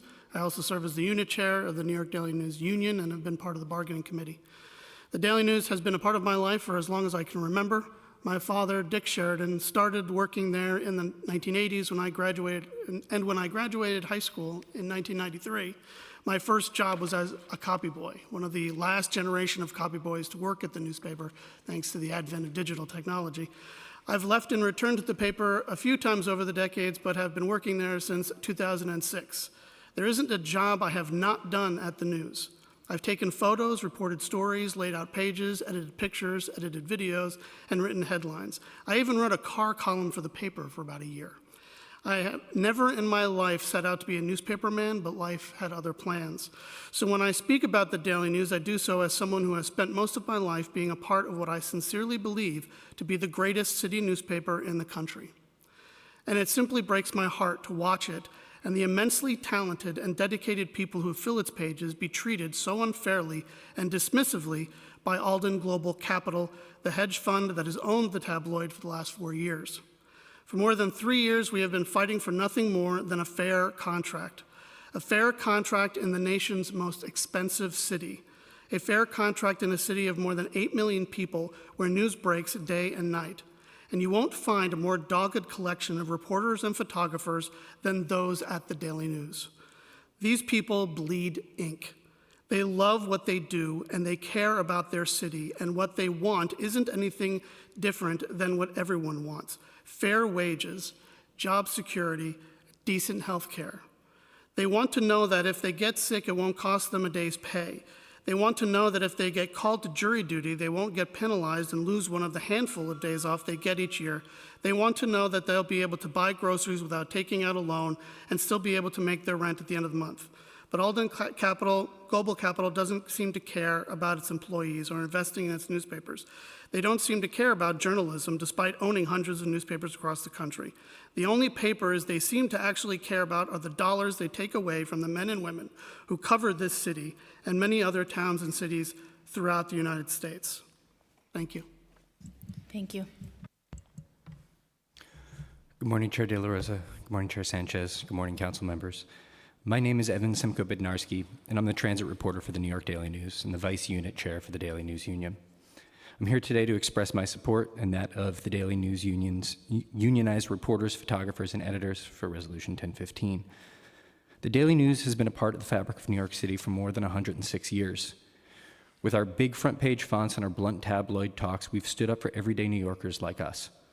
Whether it was dubbing Queens Boulevard the Boulevard of Death and getting the city to kick off decades of street safety improvements that are still underway, or being the first to sound the alarm after September 11th that the air downtown wasn't nearly as safe as those in power would have had us believe, the Daily News has always stood on the side of our neighbors, the regular, everyday New Yorkers trying to carve out a life in this town. Personally, I grew up reading baseball stats in the news at my grandfather's kitchen table. I can't overstate what an honor it is to get to write for that same paper today as I raise my 2 sons in Brooklyn. But the systematic disinvestment that has come at the hands of our owner, private equity raider Heath Freeman and his firm Alden Global Capital, threatens to undo the reputation that generations of reporters before me have built and the trust they've earned among New Yorkers. My colleagues and I are a skeleton crew. We have no newsroom. Reporters who leave are not replaced. We have no reporter in Albany covering the state capitol or the governor. We have reporters assigned to courts in only 2 of the 5 boroughs. There are so few editors at any given time that stories we file from the field bunch up like so many delayed subway trains. We reporters have on more than one occasion gathered around one another's kitchen after hours to talk through important stories in lieu of editorial meetings. We love what we do. And I think that if you ask our colleagues at other outlets, the folks down in room 9 right now, or the many flacks that populate this building, they'll tell you, maybe begrudgingly, that we're pretty good at it. That despite all this disinvestment, we are still holding power to account in this city. We're still out there knocking on doors, riding the trains, and working the phones to get stories that no one else has. And all we're asking in return is that we be able to afford to live in this city. We're asking for a modest wage increase to keep up with our rent. We're asking for affordable health care, especially for our part-time workers. We're asking for parental leave so that my colleagues and I can raise our families in New York. Heath Freeman made $90 million in one fell swoop selling our printing plant in Jersey City. All we're asking is that some of that money that we make for him get put back into our newspaper. What we're asking for isn't radical. We want a fair contract that makes it possible for us to keep doing our jobs. Thank you. Thank you. Good morning. Thank you, Chairs De La Rosa, Sanchez, and all the council members. My name is Logan Needle. I am the New York State Deputy Political Director for the Communications Workers of America, District 1. We represent about 145,000 workers across CWA local unions in New York, New Jersey, New England, and Eastern Canada.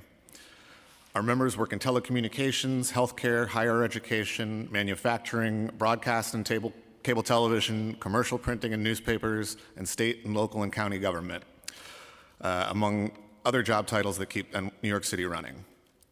Alden Global Capital, a predatory hedge fund with the moniker Destroyer of Newspapers, is lining their pockets at the expense of essential, high-quality local journalism, both nationally and here in New York City.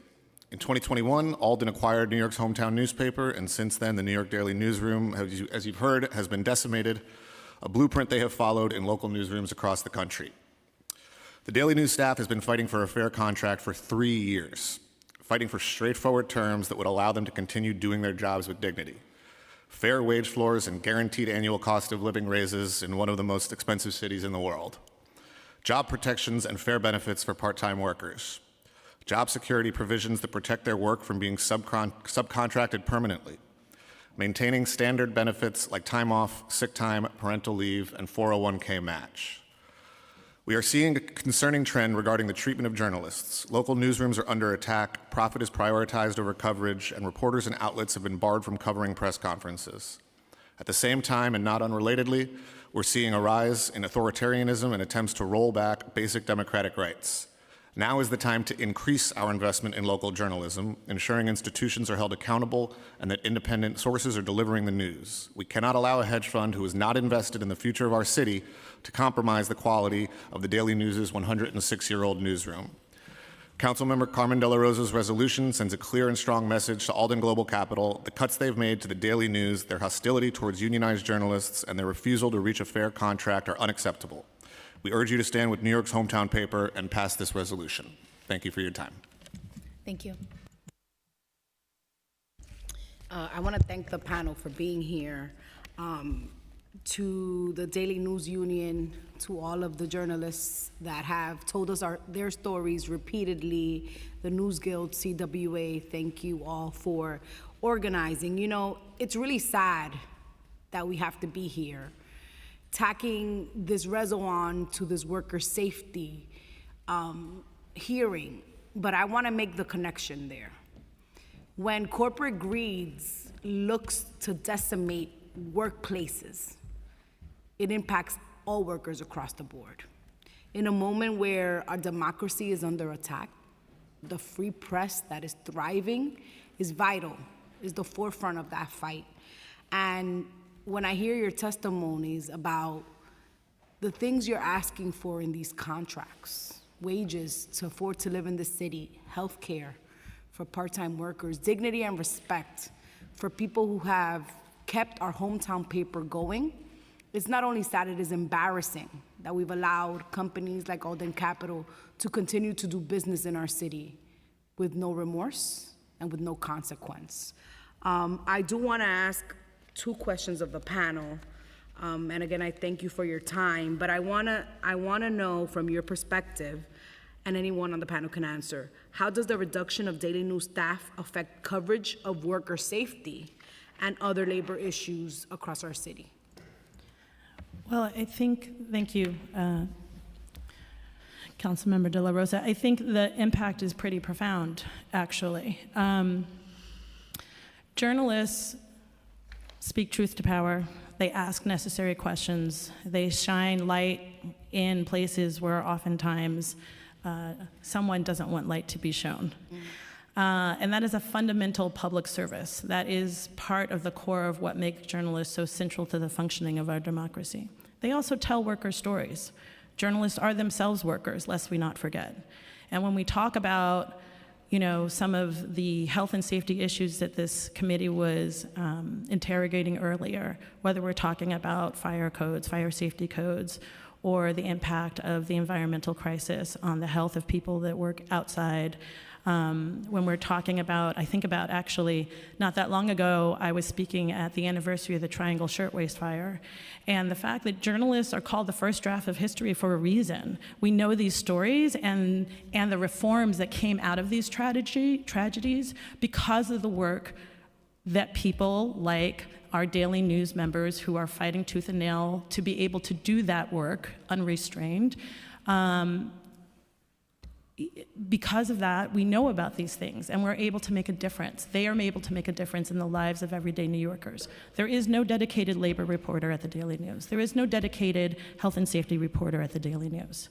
And the fact is that when we don't pay attention to these issues, what ends up happening is Alden Global Capital ends up determining what it is New Yorkers know about their own city, about their own safety, about what they're entitled to, about what they should be asking for. And so you end up having this amorphous entity that is basically a billionaire slush fund determining what you know, what vital information you are or are not getting.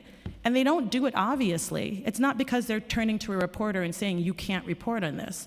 They do it by defunding the newsroom. They do it by withholding the possibility of having a real career, of being able to sustain a family, so that people leave the profession, they leave the newsroom, they don't come back, and we lose that insight, we lose those voices, and we lose those people asking the very necessary questions as to why something happened. And I would further add that without having that kind of investment and constant reinvestment in the Daily News in particular, as New York's hometown paper, but also in local news in general, it means that we don't even have the opportunity perhaps to prevent the tragedies from happening in the first place, because there aren't enough reporters to cover the stories and ask the questions before we get to a crisis point. And that is a profound impact on all of us. Thank you. You don't know what you can't, if you don't know what to ask for, then we're in trouble. Chair, if I may. Yeah. The reporting on a single incident is relatively easy, but reporting on the trends, reporting on the failures that lead to a specific incident, reporting on the culture of worker safety or lack thereof in any of our beats takes time. It takes time to talk to sources. It takes time to parse rumor from fact.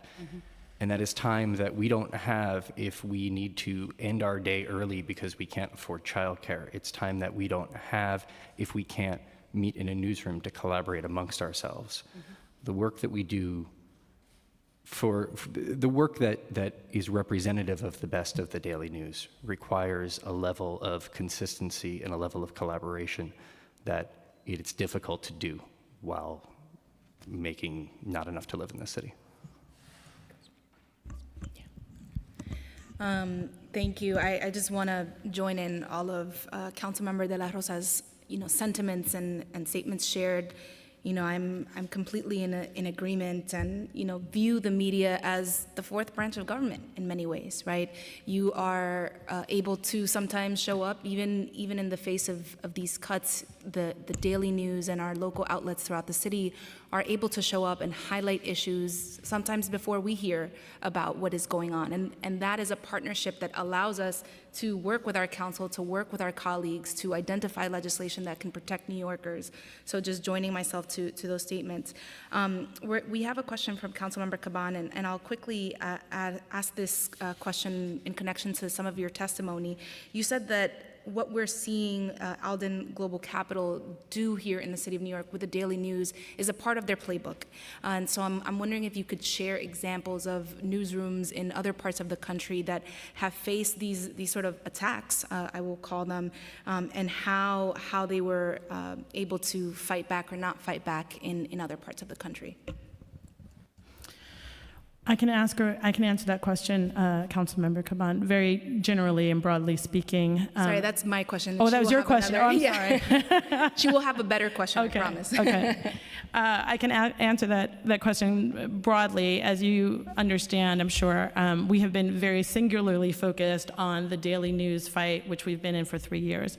But we do know that in other papers across the country, if you think about Chicago or recently their aborted attempt in Dallas, and in other local Tribune-owned papers, they have essentially followed this playbook, right? They sold off the real estate, so a lot of times the newsroom doesn't exist anymore, and then the cost of maintaining a home office and all that implies, as Michael and Evan talked about, is shifted on to reporters. They have consistently suppressed wages. We are, as I mentioned in my testimony, fighting to raise the minimum wage, the floor of which people are paid at the Daily News, and that is higher than anywhere else in the country at any other newspaper that Tribune owns. We have been fighting to maintain retirement benefits, so 401k benefits, which they canceled at other papers, or they grandfathered in for a specific period of time and then they retire so that new hires will not have the same 401k retirement benefits that existing employees do. They have consistently left positions unfilled. This is one of their biggest tactics in terms of reducing the size, so they can't say that they've laid off anybody or intentionally targeted anybody. They just made the working environment so untenable that when people leave and then they don't fill the positions, the amount of work that's required gets spread among a smaller and smaller number of journalistic staff. Part of what we are fighting against here in Daily News is trying to go against that trend and that tide, which they have established at all the other Tribune newspapers across the country. And it is, I mean, we've been at it for 3 years. Many of our counterparts have similarly fought really long and hard, sometimes longer than 3 years, frankly, for first contracts. It's really disheartening to see. And I think the one thing that has helped, is our members' commitment to each other and to the work that they do. In spite of the long time that it takes to get to a contract, the solidarity and the understanding. I mean, our members are so deeply invested. You heard it in the testimony today. No one becomes a journalist because they're going to become rich. They become a journalist because they want to tell the stories and ask the questions, because they feel that there's something important that must be conveyed. And they're deeply mission-driven, oftentimes more mission-driven than the entities that they work for. And that is the thing that sustains them. And it fuels their solidarity and their commitment to supporting each other and helping each other kind of raise the levels however we can through collective bargaining. Thank you. I'd like to acknowledge that we're joined by Councilmember Bottcher and turn it over to Councilmember Caban. Thank you. I have so many thoughts here, and I want to share some of them before I get to my question. But, you know, there's this one piece of the fact that you all are workers, and every single worker deserves a living wage, a dignified workplace, no matter what the work is. And then we put the work that you all do in the context of this moment, of this political moment, the state of our government, not just local, but global politics. I think about, other newspapers that kind of were, in some ways, our hometown newspapers also deciding to focus on national news and giving up that local coverage and lens. I think about, from somebody who, is a nerd and admires the work of historians and how critical it is that they are able to come back and look at archives that are hyper local to understand who we are, where we're going, how do we make the changes we want to see in the future, and how critical your work is to that. And then finally, I just want to say, thank goodness you guys are fighting. Thank goodness you are persevering, because we often talk about, right now, local government being the front lines, but local news, local journalists are absolutely the front lines in the face of fascism, in the face of a democracy that's in danger. So thank you for continuing your fight. I don't even think I can articulate how important it is that you all are supported to do the very, very critical work that you do. But here's my question to you. How can the public and electeds support Daily News workers who are fighting for their livelihood, who are fighting to save the paper, and who, even bigger than that, fighting to be a part of protecting our democracy? I think for the most part that what people need to be aware of, and it's kind of a hard message to get out, is that local journalism matters. I think, journalists are not the most popular people on the planet. Maybe somewhere around politicians, but maybe somewhere around there. But but I feel like people mix up mainstream commentators on cable news networks with journalists. Pundits versus journalists. Right, who are the people that are covering local governments, that are covering incidents that happen in the cities, in your local towns. And they mix all that stuff up, and then everybody kind of gets jumbled into that one bunch. And I think it's important to kind of keep in mind that local journalism matters more than anything else when it comes to news and information.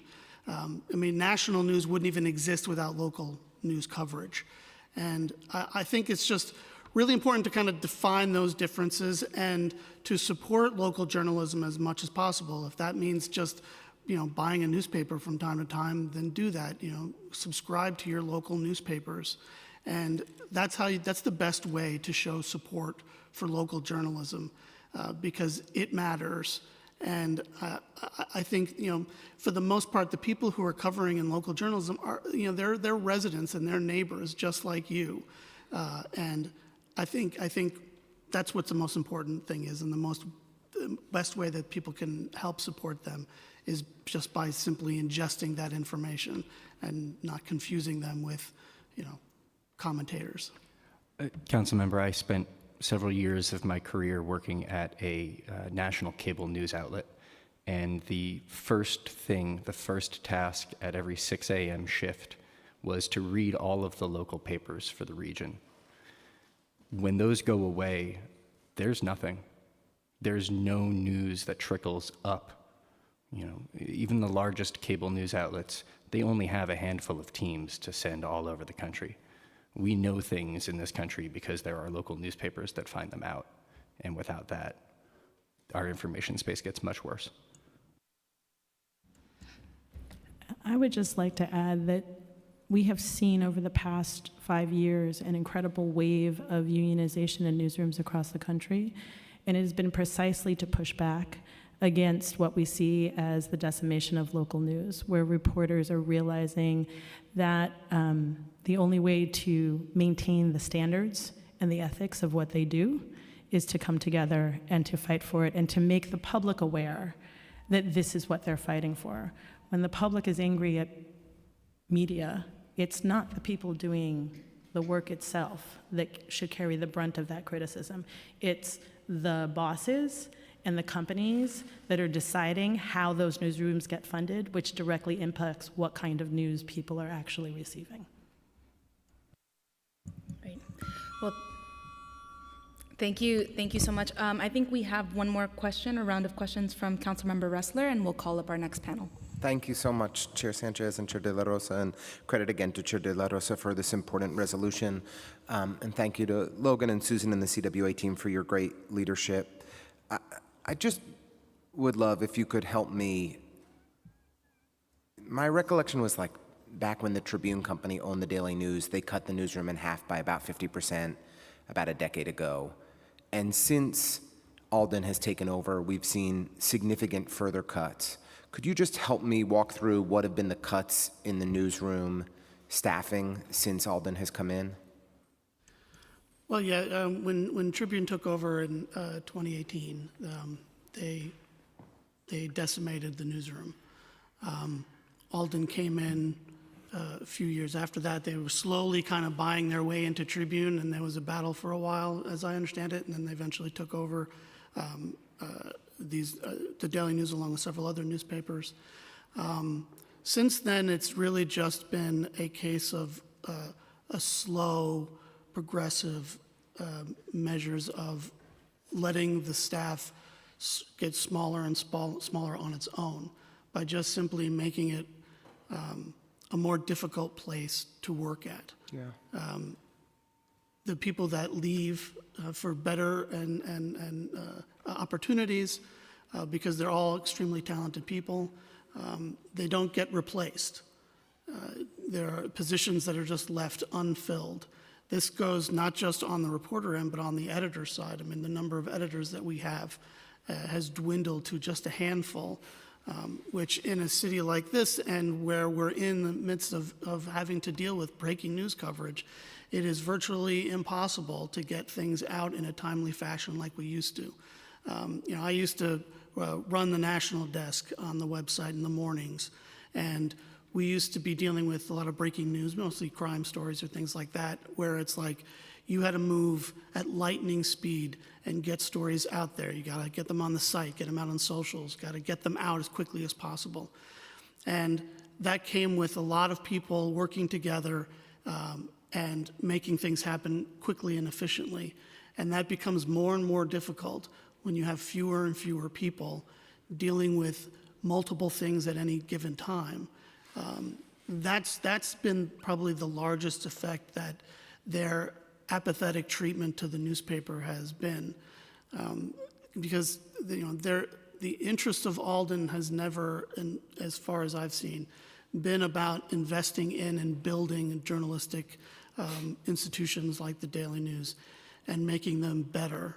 They're only interested in siphoning whatever money they can get off of it, regardless of what happens to the newspapers that they own.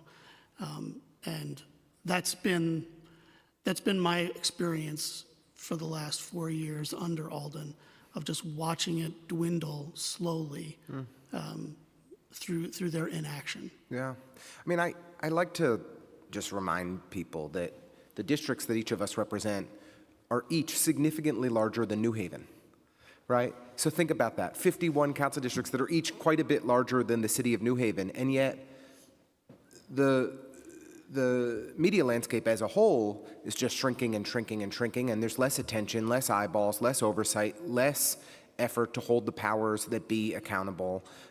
And the Daily News has been, just a critical paper of record that provides necessary information to all of us each and every day.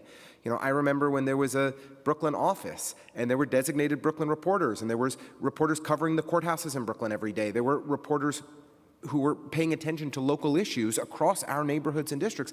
And as we've seen the paper just shrink and shrink and shrink, there just isn't bandwidth to do it anymore. And you all do the work. I mean, the journalists of the Daily News do an impressive job covering education, covering transportation like Evan, covering our criminal justice system like Graham, and many other, covering City Hall right here. But New Yorkers deserve more robust coverage. They deserve, and the workers deserve, decent wages, decent benefits. We can see what Alden is doing, and these efforts to shrink the paper really undermine integrity in New York City government and undermine our ability to hold the rich and powerful and influential in New York accountable.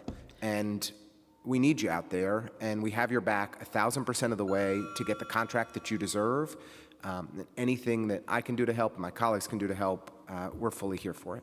And I just want to note that there, in addition to just letting people go and not replacing them, I mean, there have been buyouts, and they ended our internship programs. They've found other ways of sort of cutting the staff and ultimately putting more of a burden on the individual people who still remain. Yeah, but look, we need a strong Daily News. We understand that the paper is a kind of shadow of what it was, but there's still many, many great people doing essential work every day, and you deserve our support. And I hope that in the not distant future, we'll be talking about, improved worker retention and growing the paper, because what you all do is really valued. And it's always important to me, like, I agreed to the sentiment that the Daily News is a shadow of what it used to be, but I just always want to counter that with the idea that there is nothing that has diminished in the dedication of the people, the men and women and the photographers and the journalists who work there, in terms of their compassion and their dedication to doing their jobs. I do want to jump in very quickly, Councilmember, and just say in terms of, while it has been an attrition, that attrition has had real effects. We don't have a Metro editor. We don't have a politics editor. We don't have an Albany reporter. We are down to two very talented court reporters in Brooklyn and in Manhattan. There are, just because it's not one massive, cleaver across the newsroom, doesn't mean that there haven't been tangible cuts. No enterprise editor, which speaks to the larger, how do you cover safety? How do you cover trends? How do you make sense of what happens in a town of more than 8 million people when you can't zoom out and have people whose job it is to guide that? So there have been some very, tangible, if not cuts, absences. It's well said. Thank you, Evan. Thank you. I want to thank this panel, and we're going to call the next panel. Thank you. Brendan Griffith from the Central Labor Council. And I'd like to acknowledge that we've been joined by Councilmember Hudson.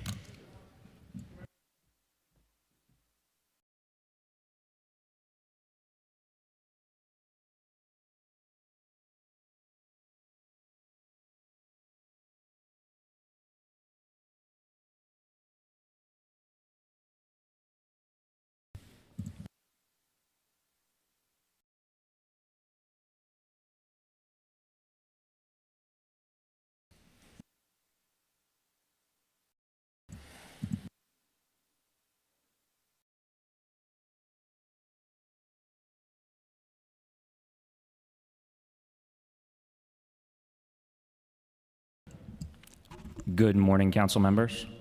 Much better, much better. A couple more minutes of morning. My name is Brendan Griffith, and I am the president of the New York City Central Labor Council, AFL-CIO.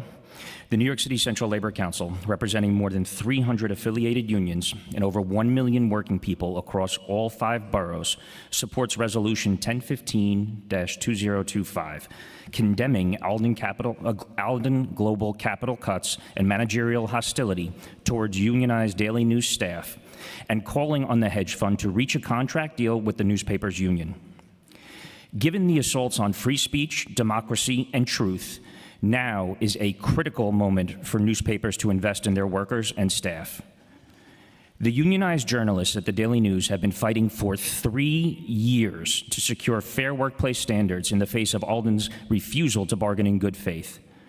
Alden Global Capital earned its reputation as the destroyer of newspapers by slashing staff and hollowing out newsrooms across the country, from Chicago to Oakland to Baltimore. New York has not been spared either. Since acquiring the Daily News in 2021, Alden has sold off its printing plant and offices for $90 million, gutted its newsroom, and left just 65 journalists to cover a city of 8.5 million people. The Daily News and its journalists serve an essential function in our city. For more than a century, they have chronicled the hearings, elections, and everyday struggles that shape our communities. Their reporting has won Pulitzer Prizes and held power to account, while also ensuring that no story, big or small, goes untold. And when these newsroom jobs are undermined, it's not only workers who suffer, it's the entire city that will lose. The unionized staff at the Daily News are seeking standards that will safeguard the future of local journalism. Fair wage floors and cost of living adjustments, equitable treatment for part-time employees, protections against subcontracting, and preservation of their benefits. These are basic common sense measures to ensure the stability of the newsroom and the ability of journalists to serve the public. The New York City Central Labor Council, AFL-CIO, urges the council to pass Resolution 1015. This resolution will send a clear message that New York City will not tolerate predatory corporate practices that strip workers of their dignity and communities of their voice. Labor is proud to stand in solidarity with the journalists of the Daily News, and we call on Alden Global Capital to reach a fair contract without delay.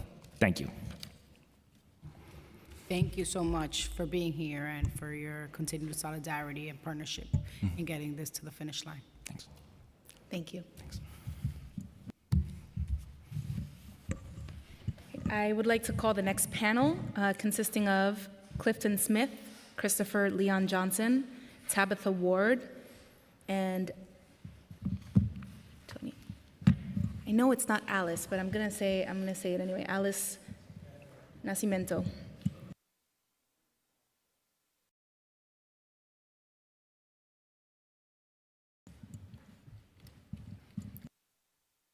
Whoever's ready can begin when ready.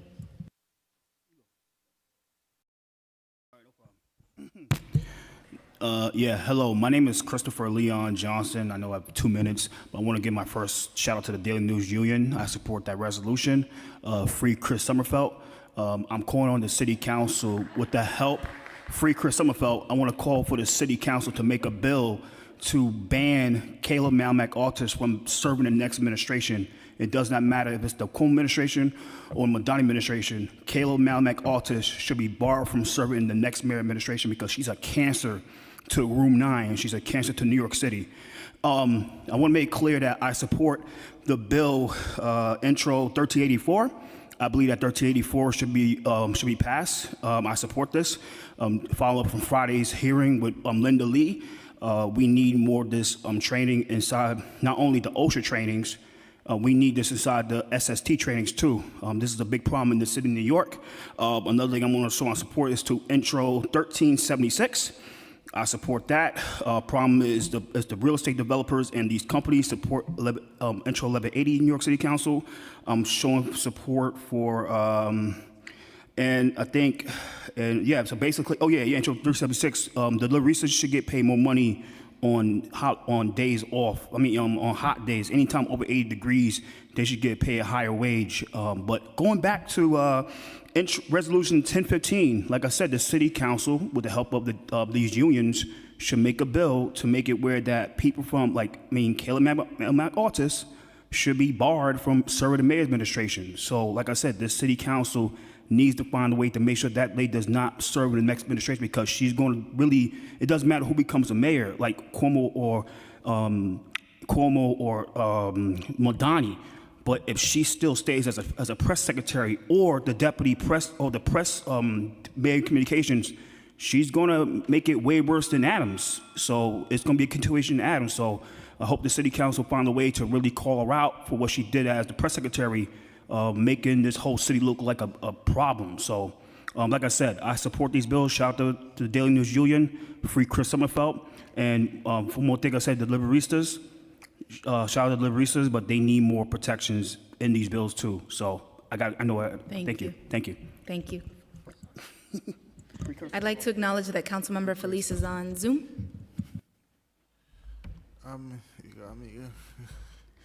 Good afternoon. I'm Christopher Smith. I'm organized with the Food and Water Watch.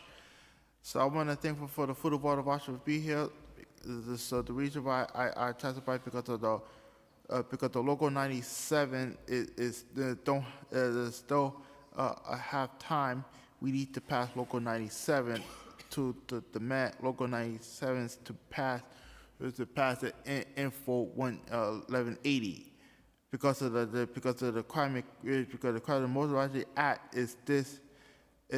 Because everything is that we are planning to reduce the 80%, reduce it in the citywide by 2050, with a nearly 70% of the New York City carbon emission can be attacked back to the fossil fuel used to the heat, cool, power, and its building. Local 97 addressing this issue by setting immigrants' carbon emission limits for the city largest building, with the first competitive building for Local 97 already extended, and still have we still have time to building and reporting that we have to prepare for the DOB.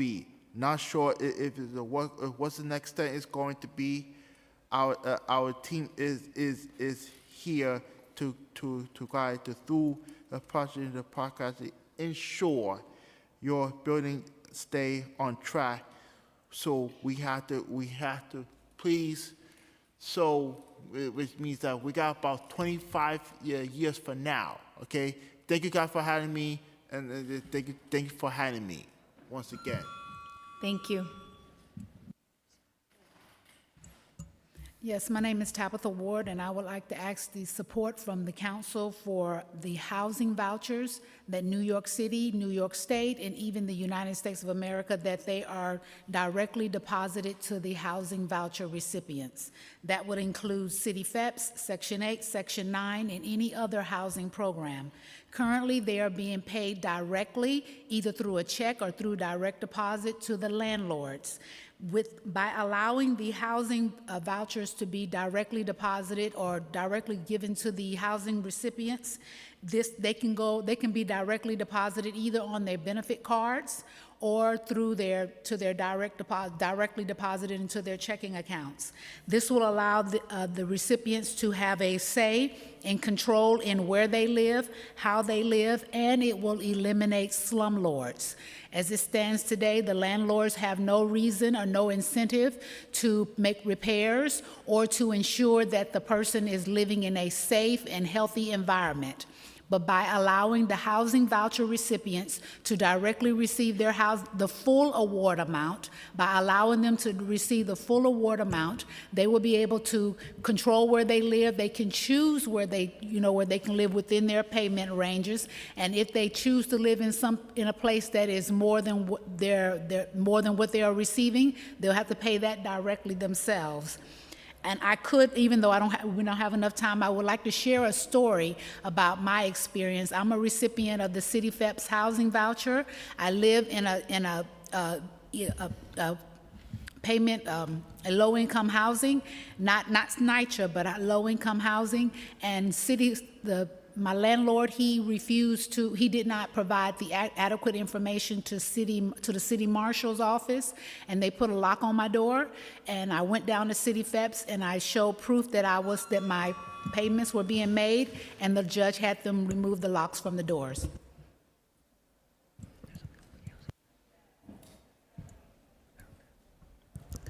Thank you. I believe you are not in the right hearing. This hearing is about the impacts of climate change on labor. Yes. There is a hearing at 1 p.m. about housing vouchers, so I'm not sure if you want to sign up for that one. Absolutely. But thank you for your testimony. It's on the record either way, and thank you to this panel. Thank you. That's across. This is the one that's across. Thank you. Thank you.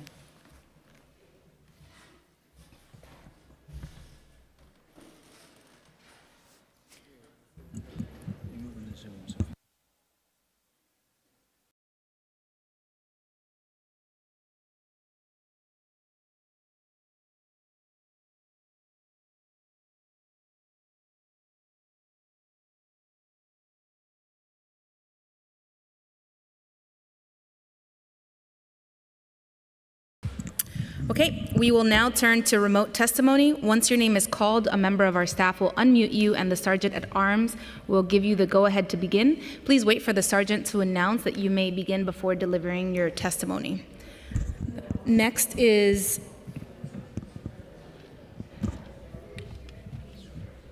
Aliyah Sumru. You may begin.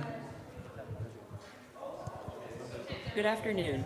My name is Aliyah Sumro, and I'm the Deputy Director for New York City Policy at the New York League of Conservation Voters. Thank you, Chairs Sanchez, De La Rosa, and committee members for the opportunity to testify.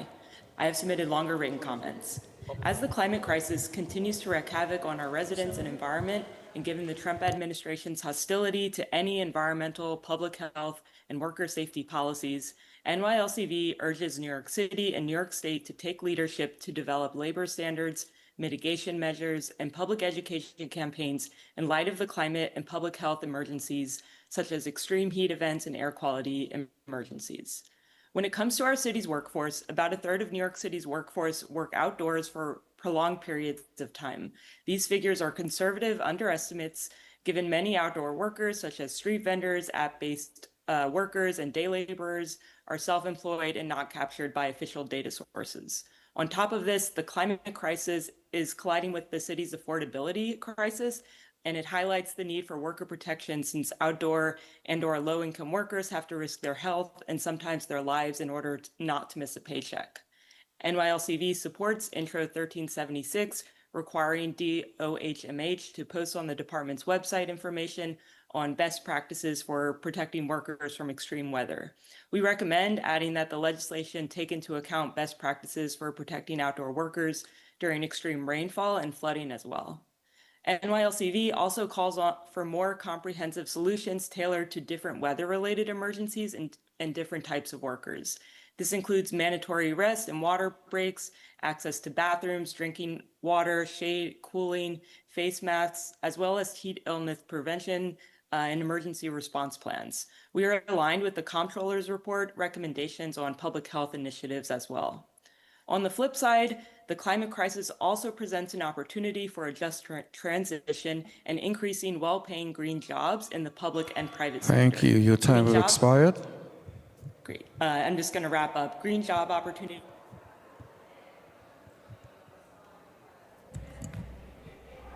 Thank you, Alia. We have to move to the next panelist, who is Kate Leach.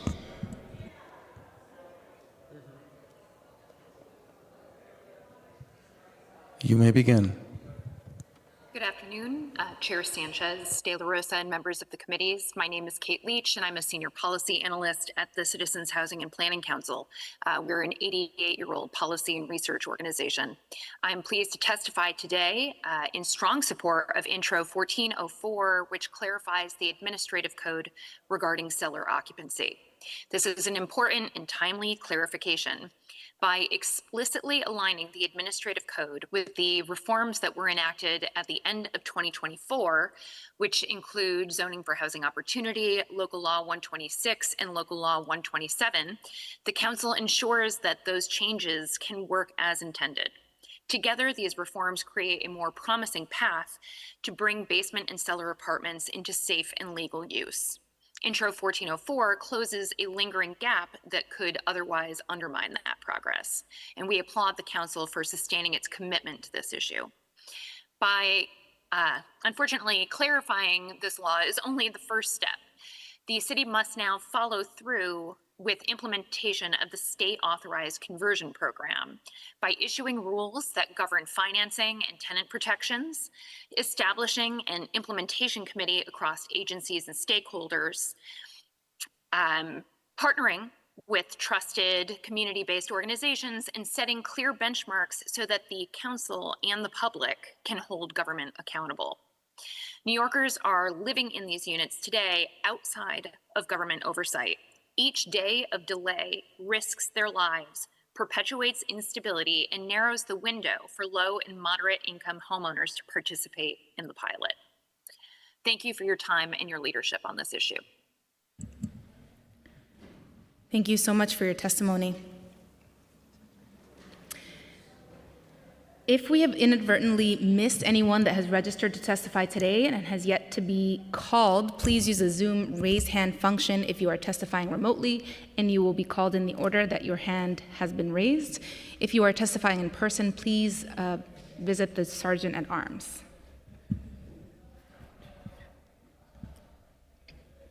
Seeing none, we will now close the hearing. Thank you to the members of the administration and the members of the public who have joined us today. This hearing is adjourned.